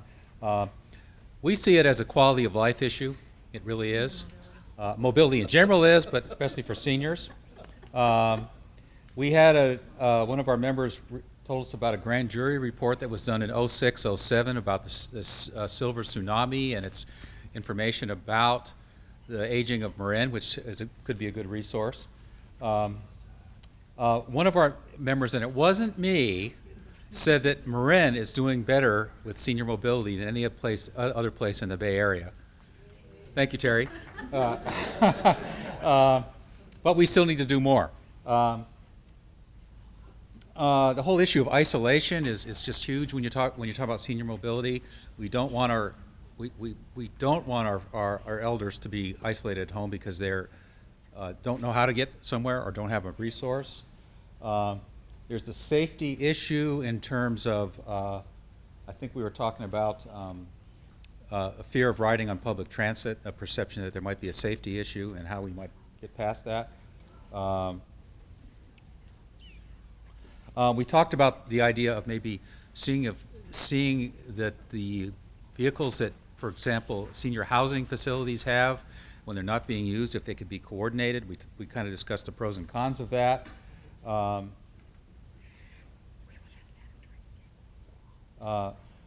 whole question about, see if I can never figure out how this, I get it, but yeah. We talked about public transportation for seniors, all right? It's an education issue. I'm not sure it's a cost issue, but I can't, maybe I'm on the wrong thing here, but geographical barriers. In other words, if you live too far from a bus stop, how do we get past that? We focused a lot on how to get the word out to our community, especially our seniors, about the choices that we have in Marin, which are very good. It's really a problem, and some of you might have seen the grand jury report that came out a year ago that dinged Marin Transit on that. So we spent a lot of time talking about that, how to improve our outreach. We had some great ideas. One thought would be to take to the ambassador program idea of helping people who are, for example, transit buffs, train seniors on how to ride the buses, and that maybe the municipals, the cities, could help us find those people and help get the word out. Start the education process before it is needed. In other words, help people to develop a plan for when that key goes away, how they're going to get around so they're not in a crisis when it happens. Importance of outreach to veterans as well. And that's certainly something that we're trying to do, and it's part of our overall approach. We talked about, again, the issue of how to let people know about these programs. The idea was put an ad in the small local papers and have it come out every week for a year. In other words, to help remind folks that, yes, there are volunteer driver programs, yes, there's a catch-a-ride program, and so on, so that it hits them when they need it. Branded links on city websites, to these resources about transportation options. create a How I Get Around poster that would be in the libraries, and it would have a mirror image so that the eye becomes you when you're looking at it. Great idea, Maureen. And the whole thought that the librarians in many communities are really trusted by seniors, so maybe we should work with them, have them help us make that one-to-one connection with the people that they serve on these issues. The map book came up again, and I have to tell you, I don't live in Marin, so I've never seen the map book, but I think I better get one. How to manage costs and, okay, big discussion about how to manage the increasing costs and demand that we saw with the population growth and the age-based disabilities. Some of the ideas we discussed were raising fares for both paratransit and catch-a-ride. At the same time, providing free transit passes, so that those same people might want to consider moving to the lower cost, more alternative of public transit. Yeah, and what we really want to do is have a comprehensive package of solutions and alternatives so that we can present them all at once so that people can weigh the pros and cons. Oh, here's a great one. We talked about how most transit agencies don't really have a marketing person or a marketing approach, and so the idea came up with maybe Marin Transit and T.A.M should get together and jointly hire a marketing professional that can help us get the word out about all these programs and maximize the benefit of cost effectiveness of our agencies. And maybe some of the other agencies would join in too. Okay, you got your cloth shopping bag. The idea would be take that concept, have a for-profit, for example, a grocery store. On one side of the bag have their stuff, and on the back side have resources for senior mobility in Marin to help get the word out, because seniors are the folks that use those bags and will be using them more as the law changes. I think that was it. Good. Thank you.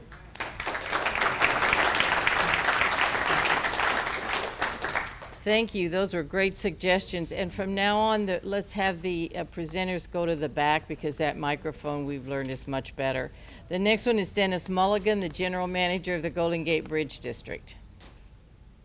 And we really did talk about fares coming and going so people wouldn't cut through Marin that live or work in the East Bay. Electronic tolling provides the flexibility to do that.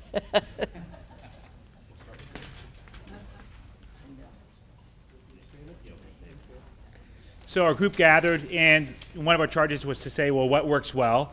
And our group quickly arrived at these conclusions. Golden Gate is great, San Rafael is great, and Larkspur is great.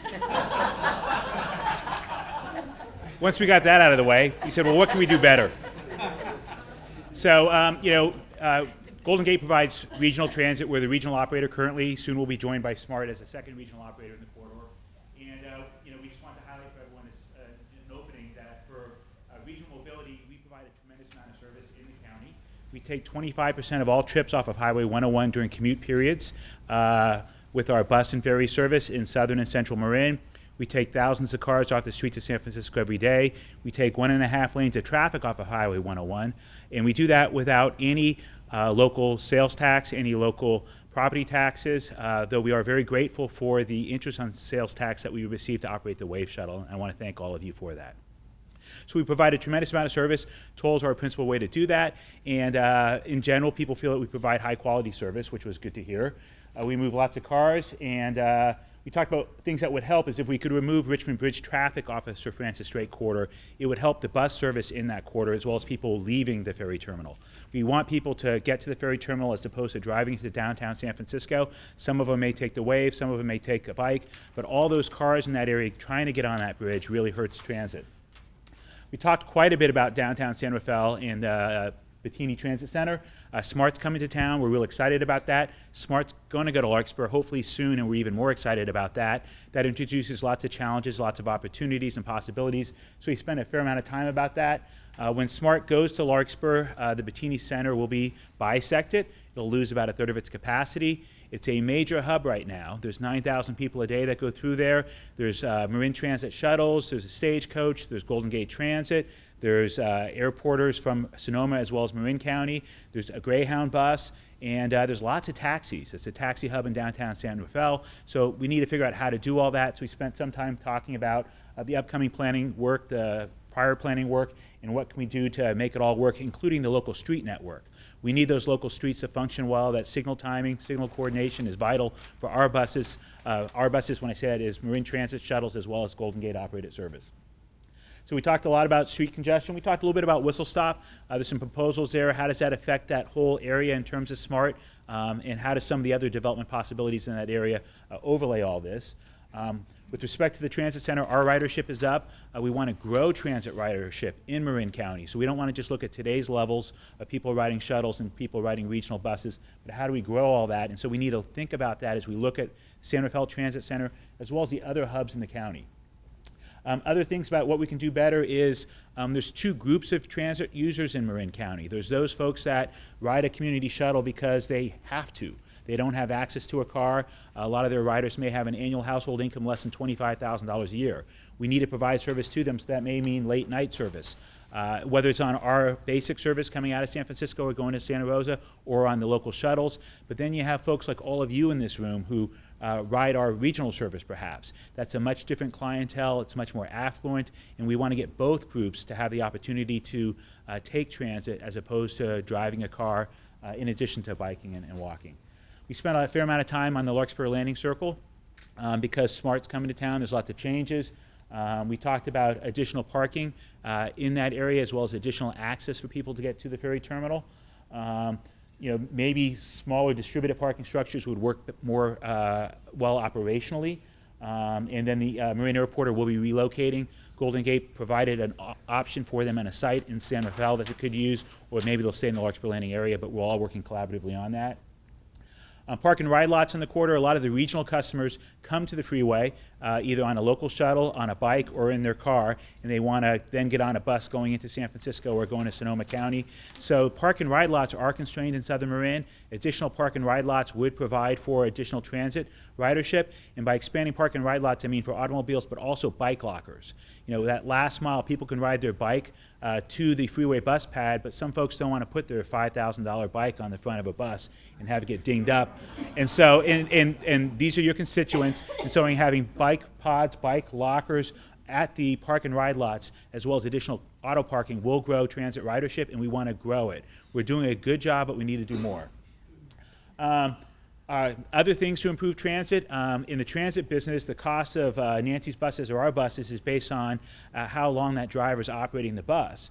If you have a bus that makes a trip every hour, you can do a certain number of trips in a day. If you can do that same trip in 45 minutes, you get extra trips. Those are free. It reduces the cost for every trip. And so there's things we can do as a community, at least to consider, to speed up buses. One of them is the existing carpool network in Marin. Southern Marin County, it breaks down in the afternoon. The northbound carpool lane is no faster than the adjacent lanes certain hours of the day. If that was changed from 2 occupants per vehicle to 3 occupants per vehicle, which is not an easy decision, it may speed up the carpool lane. It would free it up, and that would provide an incentive for people to perhaps ride the bus because the bus is faster. It would also reduce the cost of providing that bus trip. So it's a twofer. What else we talk about here? Larkspur Ferry Terminal area? Larkspur Ferry Terminal area, yeah, we spent a lot of time talking about parking. We talked about the Ross Valley Sanitary District site. There's some potential possibilities there, interim and long-term, that could help the community. We talked about late night service on the ferry boats. People said, why don't we do that? We have done that in the past. And everyone says, if you survey, will you ride a late night ferry? Everyone says yes. But the follow-up question you need to ask is, well, how often? Because if you only ride it once every other month, then sending a ferry boat across the bay with 10 people on it is not cost effective. So we've tried it in the past. It hasn't worked, but it's a question that came up. And, SMART. We need to work very synergistically with SMART. There'll be days where the Narrows may be jammed up, and we need to get customers out of our buses onto the train to get them north-south. alternately, there may be days where something happens on the train and they can't operate, and so we'll need our buses to be able to supplement and complement them. And so understanding those relationships and working all those out is vital. SMART's new, it's unknown, but once it gets going, there'll be opportunities for all of us to dive into that and make it work collaboratively and well for everybody. And I think that's it. In addition to Larkspur, Golden Gate, and San Rafael being great, Bill is also great.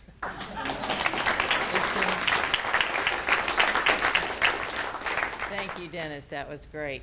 Next, we have Dan McElhenney, who's the Chief Deputy Director of Caltrans. Of course, you know, I bet every table here probably mentioned Caltrans. They're the group that people love to hate. And yet, I've never seen Dan without a smile on his face, and he has been so responsive to the needs whenever my office has called him. So thank you for being brave enough to come, and thank you for always smiling, Dan. Thank you, Judy. Hello, Dan McElhenney here, your Chief Deputy for Caltrans in the Bay Area. And we had a fantastic table here. We started talking about, first I want to highlight Caltrans is not just about design and construction. We do have some great transportation planners. We have some great staff that focus on local assistance to support cities and the counties. And so we're not only on the front end of projects and in helping as best we can, even though the flow chart earlier where Diane gets asked a question and then Diane funds, I like that flow chart. And my local assistance staff, I tell them, we are not the IRS. We need to be more like H&R Block. We're here to help you. They laugh too, but an example of that with SMART, we really did emphasize, it's been about a year now, but we did really emphasize expediting the process to support the SMART trail in the federal aid process there, and on the design and construction side. So as a group, as a team, we were able to discuss a number of things, but of course the Richmond-San Rafael Bridge is the big pink elephant in the room.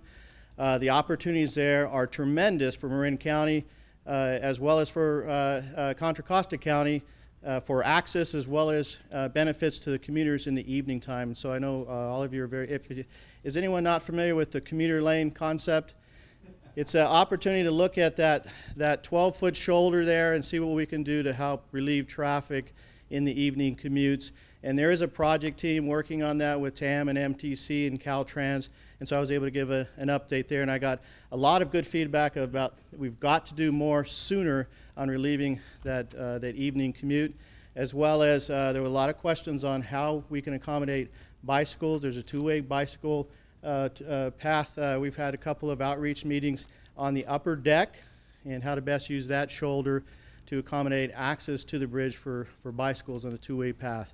And I can talk more to you about that if you'd like. I'll stick around afterwards. But there's a lot of pros and cons. And unfortunately, in the 1950s when that bridge opened, it was only 36 feet wide, bumper to bumper, as we say. And that has left us all with trying to figure out how to combine safety aspects as well as the access. And but there's going to be a lot of progress out here in the next year or two with your help. We definitely talked about the 580-101 North Connector and the possibilities there. We've got to spend more time, T.A.M., MTC, and Caltrans talking about potential traffic benefits there. So we did talk about that. We've got to look at the corridor as a whole, the 101-580, and make sure we have a long-range plan that can work and that everybody has an opportunity to comment on the pros and cons there. So that's got to get back into a project study mode and hopefully back to a county priority as we discussed that 580-101 connector. Aesthetics is very important. Bob reminded me that there's a lot of ugly walls and a lot of ugly bridges out there, and they're all in Marin County. So we didn't quite agree to that, but and I think between the cities and the counties and what the state's brought forward, we're continually improving our aesthetics and trying not to overdo it on the budget side to do that, but there's been tremendous things happening from bridge rails to retaining walls throughout the 101 corridor, and you see that on the carpool lane projects as they complete, to try to mesh materials engineering along with the landscape architects and the architect's view on how we can continue to enhance aesthetics. So that's extremely important to us. Anything else, team, I should highlight? Ramp metering. Oh, ramp metering. Ramp metering is coming soon as T.A.M. and MTC are working closely together. The benefits of ramp metering, as you've seen them over the years, can provide relief on mainline up to 25% of commute time. So there are a number of projects that are underway, under construction, and in the planning phases. And by 2016, with consent from here in the county, of course, as we look forward to that, we are going to have ramp metering start in Marin County. And remember, today's ramp metering is a lot smarter than 15, 20 years ago. The aspects of making sure that the queue on the ramps doesn't impact city streets is very important. That the timing at the ramp metering can change. It's not just a set timing depending on how much traffic's on the ramp and how smart the meters are versus what's happening on mainline. So the benefits are clearly defined, and work closely with T.A.M. and MTC on that. So the corridor as a whole, the 101 corridor as a whole, will have its ramp metering completed here in the next few years. And so bringing technology and some of the lower cost adaptive ramp metering is really going to help us have a smarter corridor and, again, provide freeway performance benefits. Anything else? Thank you to my team, and thank you again, Diane, for having me here today. Thank you very much, Dan. Okay, the seventh group was led by Ernest Clark. He's the principal engineer for the County Public Works. So we talked a lot about roads and planes and trains, and no, just roads. Anyway, thank you, Ernest.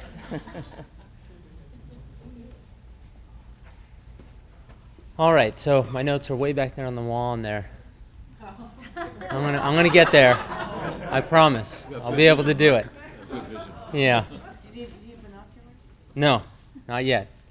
So we spent a lot of our time talking about keeping our roads in good condition. So there was a lot of discussion about paving technologies and the joints that they create for cyclists in the shoulders, making wider shoulders, keeping the shoulders clean and free of debris so that people that use them can travel safely. There's some hurdles with that in terms of, and I was able to convey to the group, it's more expensive to do that. There was talk about sweeping programs and implementing a recurring sweeping program, and it's just really expensive to get a sweeper in a narrow shoulder safely. There's a lot of equipment and cones and things that need to happen to make that happen. So it's a good idea, and right now it's an on-demand system. So if you call the county and identify an area that needs to be swept, it will be addressed. We spent a good amount of time talking about the need for additional money, so not only to address the sweeping stuff, but also just to take care of our roadways. I think I outlined in my presentation that there's a huge need for funding to maintain our roadways, and that funding just isn't there at this point. There were historically more federal and state sources for that, and they're drying up. So the more of that responsibility is being shifted to the local agencies, and so I think local agencies need to look at their budgets and decide how they can shift more money towards road maintenance to avoid getting this huge shortfall figure that we've seen in the presentation. How do we do that? Historically, it's been a gas tax, and so we talked a lot about what are some new ways to do that. The gas tax was a flat fee, right? It's consumption-based, and it's based on $94. So if you extrapolate that to today, there's not as much gas being consumed with the Priuses and electric vehicles, and we're talking about $2014, not $1994. So construction is more expensive, and it's very tough to make that happen with the limited funds that the gas tax provides. So maybe vehicle miles traveled tax, right? Taxi users that use the roadway and get them to pay for it, and just leveraging more local dollars. We talked about new taxes and that there was a large perception that road maintenance is really a core government service and that people wouldn't be supportive, kind of like the mirror tax. It's something that the local government should be providing, and so support for a new tax maybe wouldn't be there. So that's maybe something we wouldn't want to look at. We spent also a good amount of time talking about congestion management. There's a lot of congestion along the Highway 101 corridor. We talked specifically about the Sir Francis Drake interchange and the Anderson Drive and San Rafael interchange and the need to study those for better solutions. There's no parallel capacity along the Highway 101 corridor, and that's why it's so impacted. So if you want to get from, say, San Rafael to Novato, you're on 101, or you're going all the way out to D Street, Petaluma, out that way, and to go around the Horn. So even though there's not a lot of parallel capacity, there's also not a lot of support in Marin for increasing capacity off of the freeway. So it's kind of a catch-22 and something we need to all consider when considering dealing with congestion. We also talked about innovative techniques to deal with congestion. So the subject of roundabouts came up, and I reported to the group that we're actually building a roundabout at Civic Center Drive and Peter Bear Drive as part of the whole Smart Connector and revitalization project down there. So that'll be good to see how that functions. There was a lot of perception that roundabouts, people are scared of roundabouts, right? They don't quite understand them. They haven't used them. There was one that tried to go in Kentfield a while back, and that had no support or very little support in the community. But there was talk that once people start using roundabouts, they see that they actually function well and can solve that congestion problem where you normally have a signalized intersection. I also reported to the group that we're looking at a roundabout type solution at Miller Creek and Marinwood Avenue for the freeway jumpers there to discourage some of that. And we're doing a bicycle roundabout on the pedestrian path at the end of Sycamore. So there are some roundabouts going in, and I think once those go in and people start using them, there'll be a lot more support for those, and we can maybe get rid of some of the signals, the traffic signals in the area. And then we talked about I guess people try to jump through Marin in lieu of dealing with the Richmond East Bay commute. So there was some serious talk, I know there's a joke made earlier, about taxing northbound commuters to discourage that behavior because of there's been a recent increase in congestion at that Sir Francis Drake exit. And I've heard about talks about doing 2 lanes on Sir Francis Drake from 101 over to the Richmond San Rafael Bridge. I think that a lot of the congestion solutions we talked about, they really can only work if you deal with the regional bottleneck problems. So those are some valuable comments that were made there. And I think that's pretty much sums up what we talked about. Did I forget anything, group? Anything? I think we, Ford, you had a good thing about, yes. Yeah, so similar to the adopt a highway concept on Caltrans, look at implementing something that for local roads. And you called it Respect Our Roads. Yes? And I think the other thing, too, was the notion that the regional breakdowns in the regional roadway system, the freeway particularly, are putting a lot of trips on their local roadways. So unless we solve the 101 corridor issues, we're really not going to solve a lot of our local roadway capacity constraints. And that was it? If you could repeat that for the video, none of that got. Oh, sure. Yeah, if we don't deal with the regional bottleneck at the Highway 1 corridor, those trips aren't going to be dealt with at the local road level. All right. Thank you.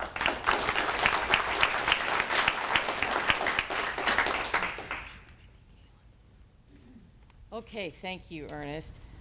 Last but certainly not least is David Parisi, who's the Associate Director of the Parisi Associates, and he is going to talk about Safe Routes to School. Is Wendy here?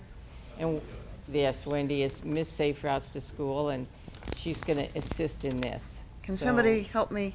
I'm the shorter version of Can David. you lower her microphone, please? Yes, hi, I'm David Parisi. I've shrunk.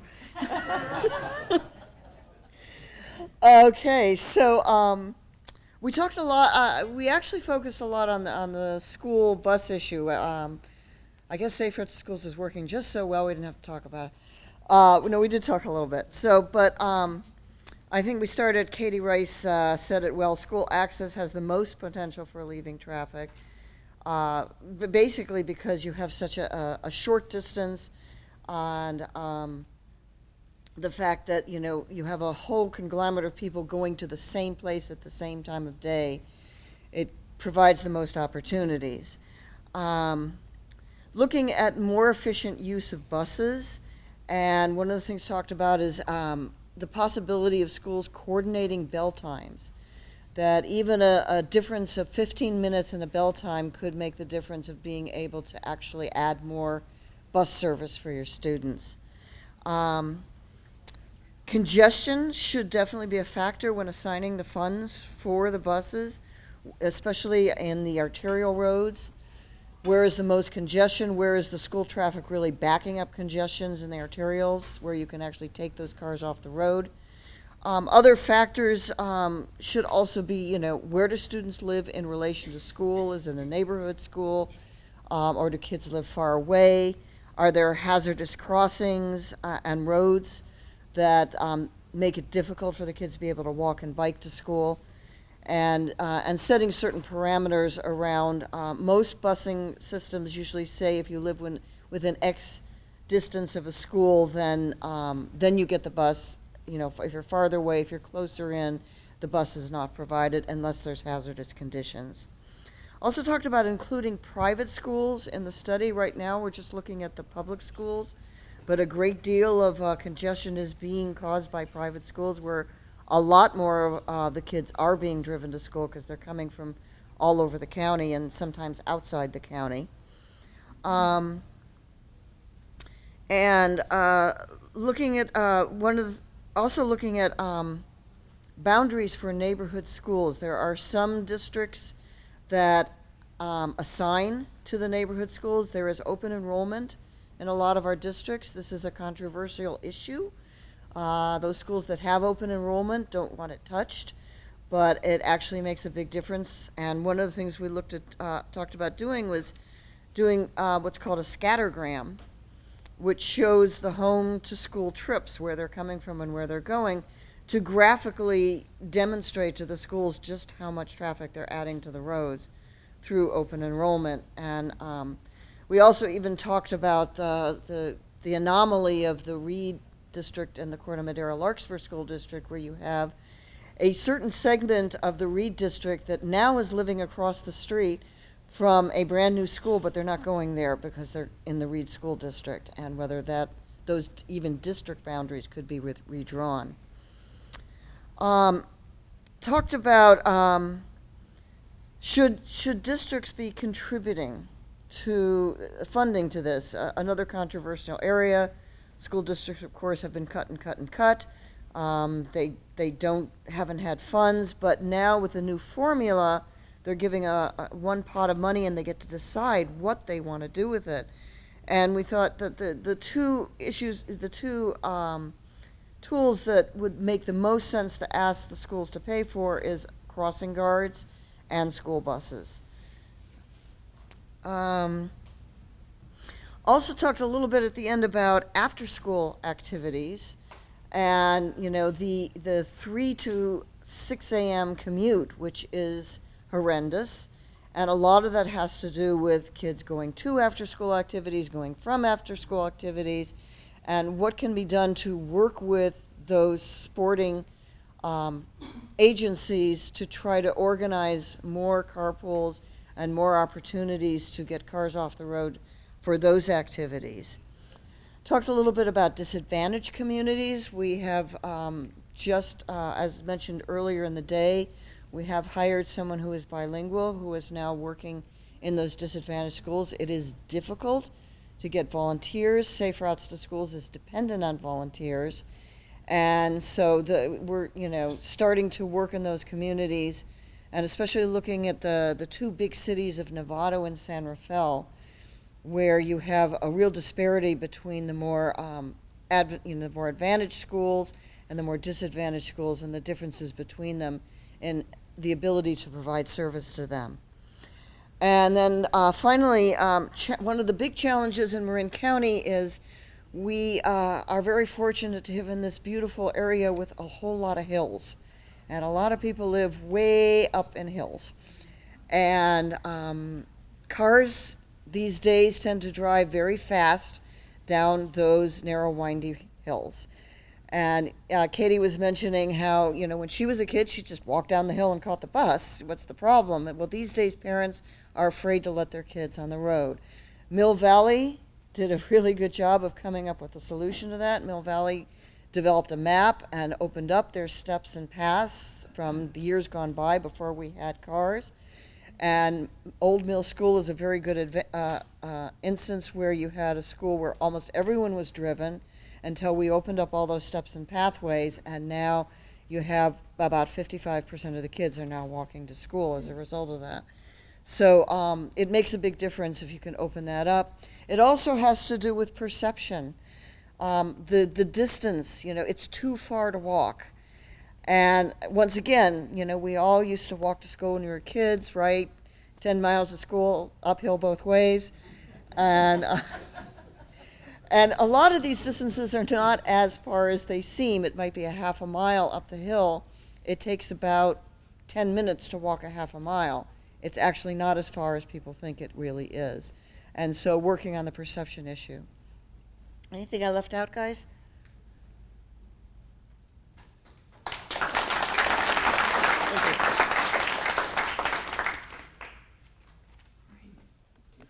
Okay. Can you hear me pretty well? There we go. I think I found the sweet spot on the microphone finally. I just wanted to recognize Marin TV, who's been here all day, Scott Calhoun.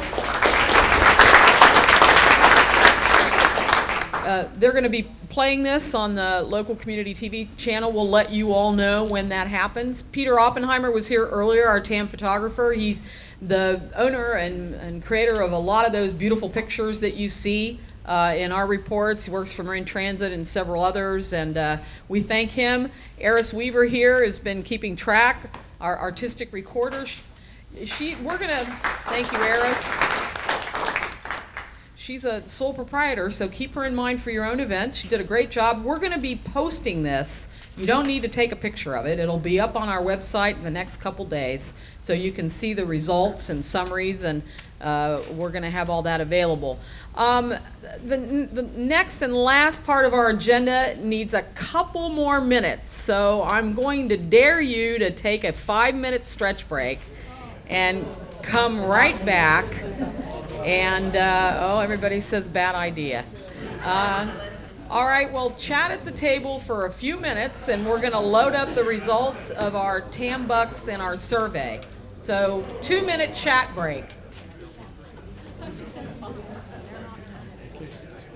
Thank you, Diane. Good afternoon, everybody. I have to say I haven't had to work this hard since I had my baby back in the end of June. You guys really gave us a lot of great information, and Grace and I worked hard and tried to really capture everything you gave to us. So we did the best we could within the 1 hour time frame we got here. So this is a result from the survey you turned in. We received 34 surveys back.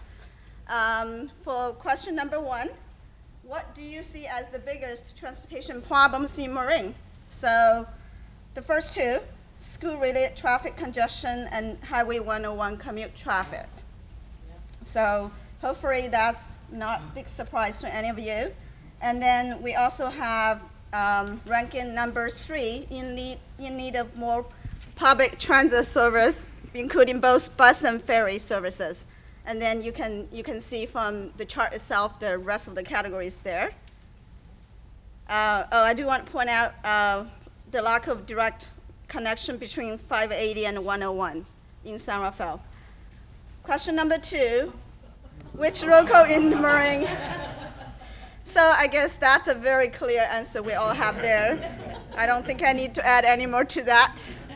So all the engineer guys out there should go and work on that section. Question number 3, what would it take for you to ride a bus or shuttle instead of driving alone? The first one, which is obviously the most important to all of us, is really rapid and more frequent transit service. And I had a good discussion with one of the COC members during the break session. The density here is going to make it really hard for us to provide very frequent service at a very cost-effective way. So it's going to be something we're really going to need to struggle with. Number 2, yes, which is the last one, as Dan just pointed out, better first and last mile connection to and from the bus stop. So that's all very important. Okay, this is an easy question. Most school buses Marin for our children. As somebody who has 3 kids, I really love you guys for providing that answer. I wish they can all take the bus to school so I don't have to drive them around. So that's a big winner clearly there. Question number 5, do you think we need more options for our seniors to get around? Well, very clear answer there. And we all need that great service at one time point. Question number 6. What is the best solution to Marin's local road congestion? A lot of good suggestions here. The first one, transit service again. But the most important thing is we all need to go and ride the bus service. Instead of just pushing for more service and wish somebody else would take it. Sorry, including myself. I don't. I need to go out and try to take the bus.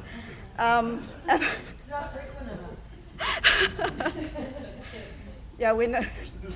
It's those kids. Okay. Bike and ped lanes and our Safe Routes to School program is doing great. It's really, we need to start working with those little ones and get the concept into their head, which is really biking and walking is a very cool thing, and carpooling to school, very cool thing. But as a mom, I can tell you a lot of practical difficulties with that as well, but we're working on that. Number 7, the third one is less driving alone and more carpool and van pool. We have 2, number 4, better local traffic singular control, and also changing the start and ending time for schools. So that helps. Thank you, Dan. Question number 7. Very interesting. Well, you write SMART when it starts to run in 2016. I'm sure our SMART GM would like to see that number getting a lot bigger there. So question number 8, what prevents you from walking or biking as alternative to driving? We actually, I think we kind of missed the answers we provide to everybody to pick from. We have a lot of others in this category. Most of them actually is focusing on the timing and the distance between the travel, locations. And also the geographic difficulties in this county. It's hard to go up and down. And then a couple of people mentioned, there's no shower facility provided at work location. If you bike to work and you need to change, and you cannot really easily do that. And also some people mentioned, I have to travel to different locations with my job, so I need a different job before I can actually bike to work. But I think the aging factor in this county, which ties to the answers we got from some of the other questions, and also the safety concern. And we cannot really complain about the weather, being in the Bay Area, but it is a factor as well. Question number 9, what prevents rideshare from choosing more frequently as an alternative to driving alone? As you can see, really the number 1 reason is the flexibility. It's really, everyone is having a hard time giving up that freedom. If I share with somebody else, that means I don't have the freedom to go wherever I want to and whenever I want to. So that's still a big struggle. And then also, the difficulty in coordinating rides. How do you really make that work? I have somebody shared in the other section that couldn't really load the app to the smartphone. So that's something our planning department probably can work with the vendor to see what kind of problem we're having there. Down to the last question, which is a 2-part open-end question. Obviously, this is the question that takes us a little time. It's really to interpreting all the answers we got and trying to make sure we capture all your great information here. So I did try to rank them by the categories we kind of try to come up. As you can see, the 3 things that people think we're doing great. The first one should not be a surprise to any of us, is the Safe Routes to School program. We had a great report from Dave Parisi early on, and that really is something, as I said, really changing the future, hopefully, of the transportation here. Then, Marin Transit folks here will be happy to know Marin Transit is one of the things that and a lot of people point out is working well. Emphasize on the West Marin stagecoach service, whistle stop service, and the mobility management program. And then also all the work, the hard work we did with all the bike and pedestrian lanes, I think got recognized here. And I think I do see, where did T.A.M go? Oh yeah, so down number 6, T.A.M. Somebody actually pointed out we're doing a good job here, which is very nice of everybody here. we all, yeah, not too bad, after, yeah. We're actually thankful we get, people gave us a little credit here, and especially for the prudent physical practice we're doing here. Thank you, everybody, for that. And then the Highway 101 improvement that got recognized. Oh, also, I didn't mean to mention Golden Gate service here. We do have the great, especially everybody loved the ferry service, as you can see here. And the shuttle. That was specific mention in one of the surveys, the ferry shuttle service. Other than that, SMART is coming. That's got 3 votes there. And then you have the school bus service. I had a question mark there because I'm a little puzzled because we don't have the somehow. Okay, that's me lacking of local knowledge. Oh, you know what? Actually, Dixie School do have it. Okay, so the community outreach and down to 511, but we just had somebody complain about 511 to us, so. So I'm glad to know actually some people, it is working for some people, even though it's not working for all of us. Last one. Okay, name 3 things that are not working well. It's interesting, we're doing great with the Safe Routes to School program, but the school traffic, it is still the core of the problem. Seems like that's where everybody wants to see improvement. It's really all the school, the traffic caused by all the school pick-up and drop-offs. So along with, coming with that question, we have a couple of suggestions, which is, do different starting and ending time for schools, encourage people to bike and carpool to schools, which is really what we're already working on with the Safe Routes to School program. Second one, local bus service. So kind of interesting compared to what we just see. We have great services already, but people still want more. We had a lot of improvements, which we all recognize, but then on the other hand, we're still pushing for more really great quality services and more frequent service, and then better bus stop improvements, and also somebody mentioned marketing, really let people know what kind of service we have out there. Third one, bike and pet pass improvement. Again, as I said, it ties kind of, to what we say is working. So I guess we already kind of know the problem. We have been working on it. We made some improvements. There's more work to do. That's kind of message I'm getting from the 2 questions we have here. And then we have the local streets improvements, the 580-101 connector, a robust TDM program, transportation demand management program. And then local traffic on Surface Drake is a big problem, as we saw in the prior slides. And then we have the traffic management on 101, TOD. Then here comes the 3rd lane on the Richmond-San Rafael Bridge, which we're working on right now. And then, the sensitive topic of changing the carpooling hours on Highway 101. So, and smart connection, paratransit service. So that's a quick summary of the results from the survey. Thank you, so, questions? Okay, great. So We'll run into T.A.M bus. Okay, I will cover this too, since I had the fun counting all the $10 with Eris and with Grace. And this is a summary sheet that shows you where we're going to put all the money. And very surprised, not surprising, Highway 101. That's the big winner. And let me see, look up here. It's a little easy for me to do it here. Local streets, number 2. And congestion relief on local streets, number 3. And school bus service, number 4. And smart, number 5. But I do want to point out, somebody put the whole stack in there.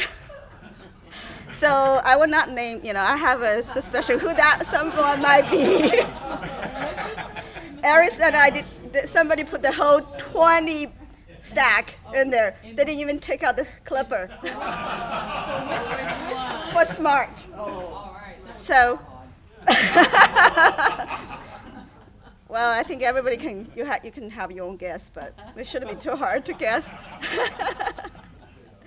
So it's very obvious, with where our priorities are and where the money goes. I know Aris has all those great charts that she, worked hard to put together while we were working on the survey. And in order from number 1 down, so you can see which one was first as opposed to the numbers. So kind of congestion from all kind of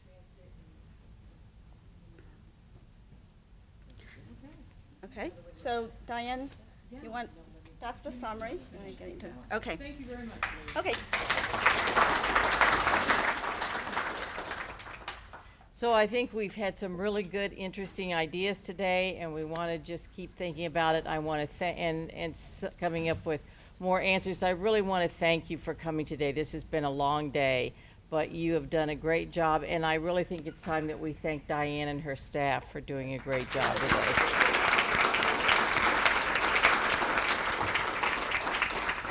Okay, that's it. Thanks.